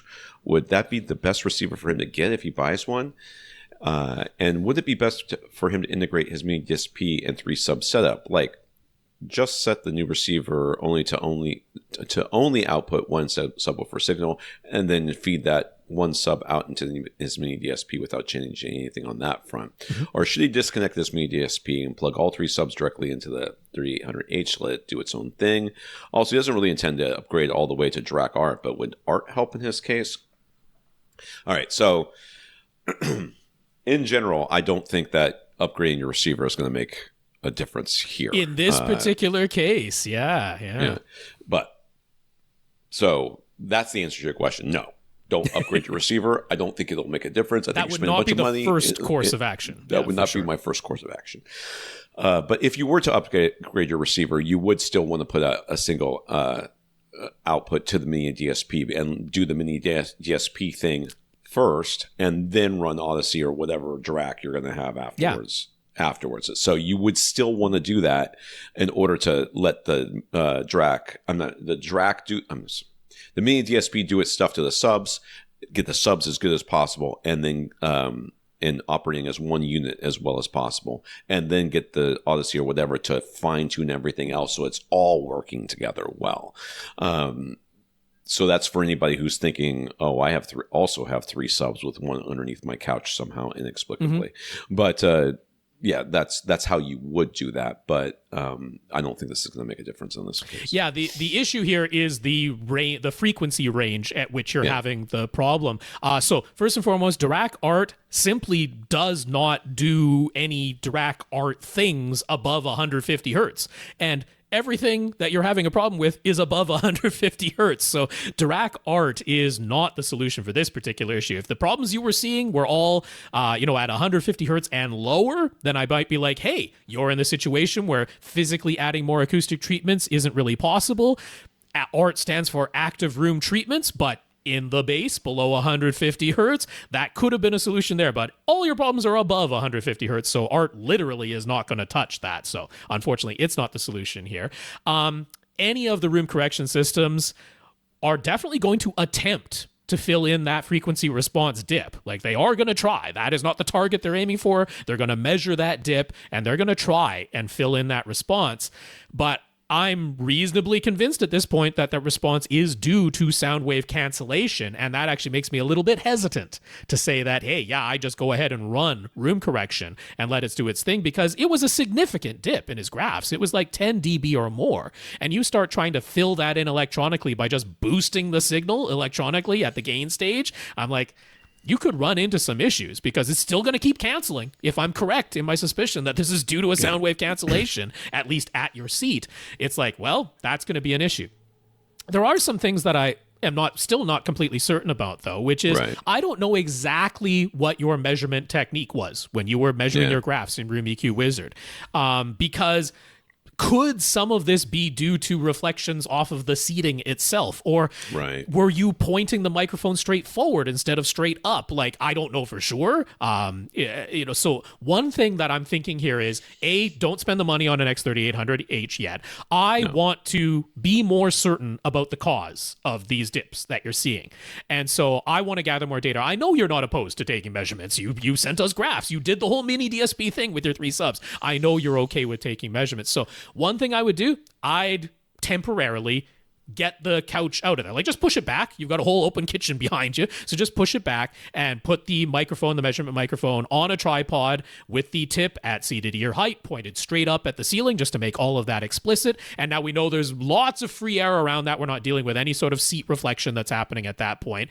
And I would be interested in measuring just the 3 subwoofers, all powered by your mini DSP, all by themselves, right? No other speakers playing whatsoever, just the 3 sub setup. Let's see what's happening with just the subwoofers by themselves. And then I would also be curious to see just the front left speaker. No subwoofers active, no other speakers active, just the front left speaker and just the front right speaker.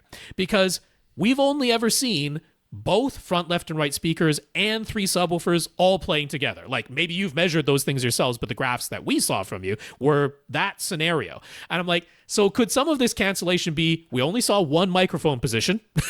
So is this even happening across your entire couch? Is it even happening at both of your human ears? Or is it really only happening at that one microphone position that we saw in your graphs? In which case, it's actually more of a measurement anomaly than it is a genuine problem. Although he said it was audible when he played sweeps, and I believe you on that front. But could this be the problem is the specific distance between the front left and right speakers, and they're actually what's canceling. It's not even a floor or a ceiling bounce reflection. It's actually just the speakers themselves happen to be at just the perfectly wrong distance from each other that they're canceling when they hit you in the primary seating distance. Or is it that it really is a floor bounce? I think that's the most likely thing, or a ceiling bounce. You can test this, because if you measure just the front left speaker and you're like, hey, I measured just the front left speaker all by itself, and I still get this dip, these dips in response between 150 and 700 hertz. Put the speaker on the floor, obviously just temporarily, but put the speaker on the floor and measure again, because that is not necessarily going to give you good frequency response, but it's very quickly going to reveal if, the frequency response totally changed when I physically put the speaker on the floor. It doesn't necessarily look good, but it looks totally different. I'm like, okay, it's a floor or a ceiling bounce. Put the speaker physically into the corner of your room and measure again, and it's like, okay, now we're going to get some pretty clear data of, is this a specific reflection problem? if it's a specific reflection problem, and it's, as I suspect, floor or ceiling, and it's like, well, I'm not going to put a 6-inch thick panel on my floor at the first reflection point, and I'm not going to put a 6 to 8-inch thick panel on my ceiling at the first reflection point. The only real solution then is to get different speakers. You'd have to get speakers that have more controlled vertical directivity, which is as simple as an MTM speaker, honestly. Yeah. That's what we're talking about here.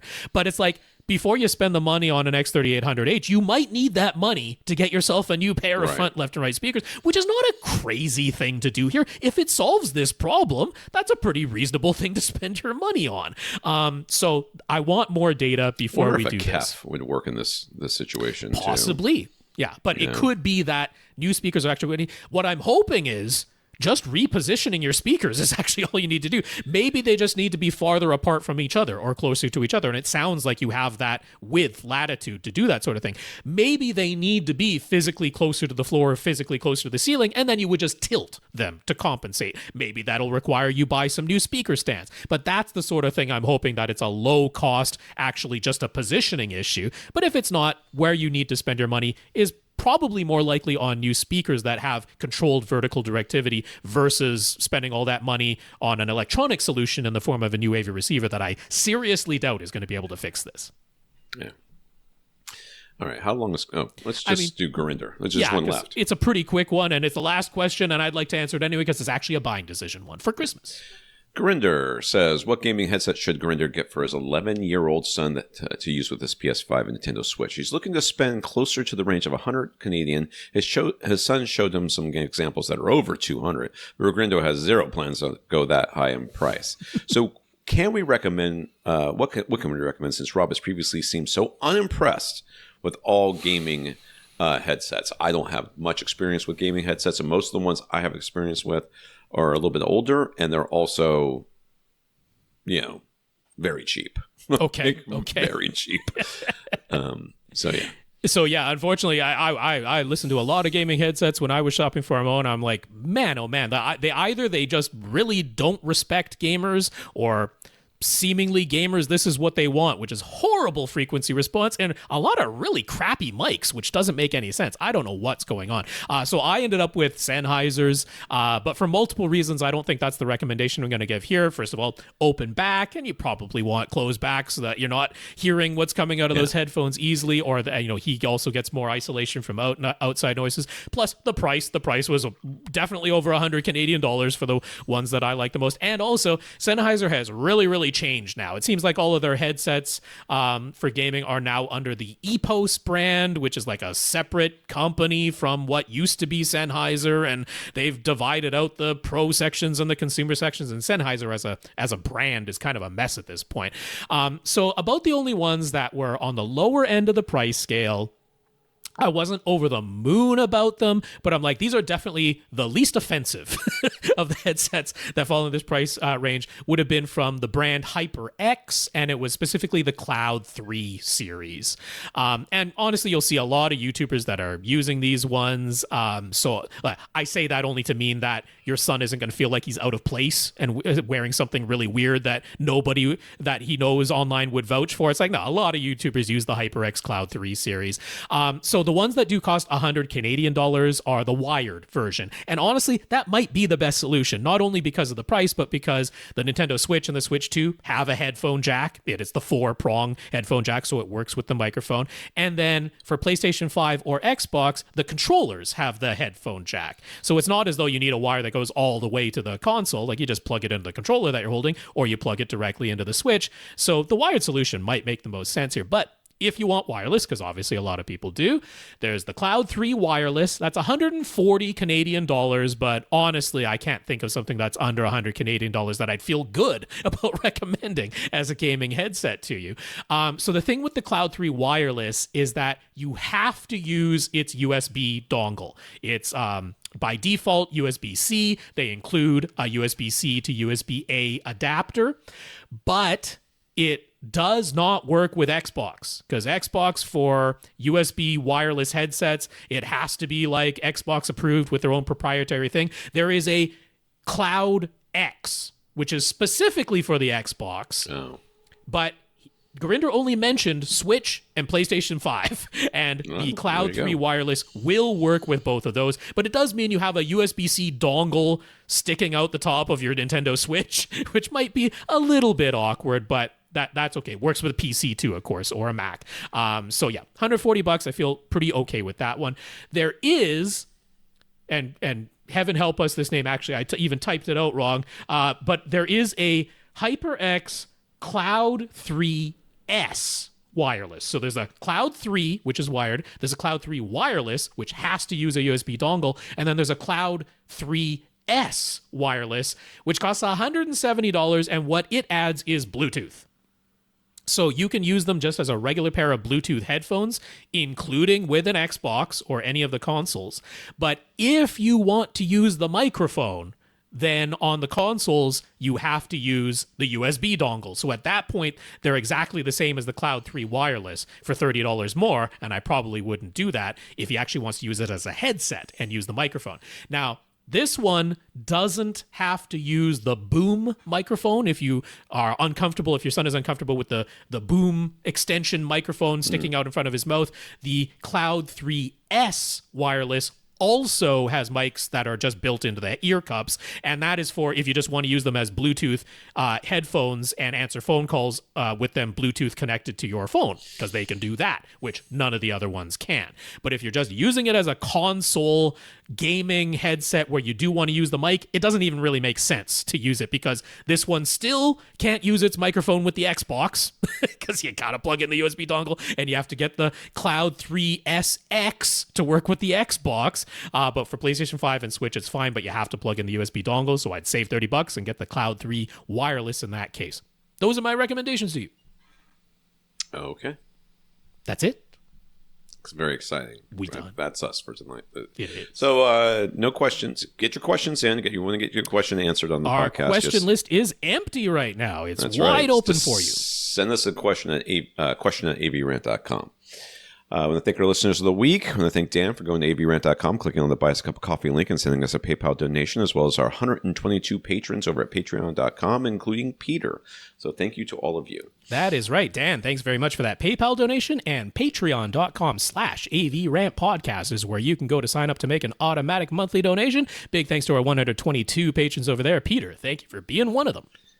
We also got notes of gratitude for Rohan, Christian, Dev, Peter, and Gurinder. Thank you for thanking us. That's right. I'll say the names one more time. Rohan, Christian, Dev, Peter, Gurinder. Thank you very much for the notes of gratitude and encouragement. We really appreciate them. And a big, big thank you to everybody who continues to listen and send in your questions. If you want to get your question answered, all you have to do is ask. You ask by emailing us at question@avrant.com. For AVRant, I'm Tom Andry. And I'm Rob H. Now go out and listen to something.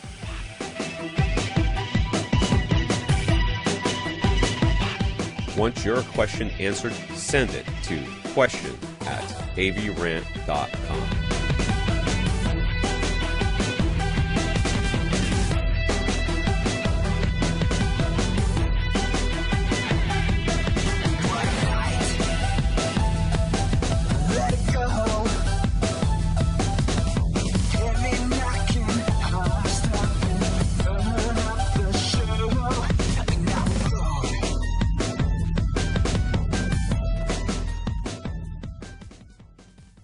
This is AVRant.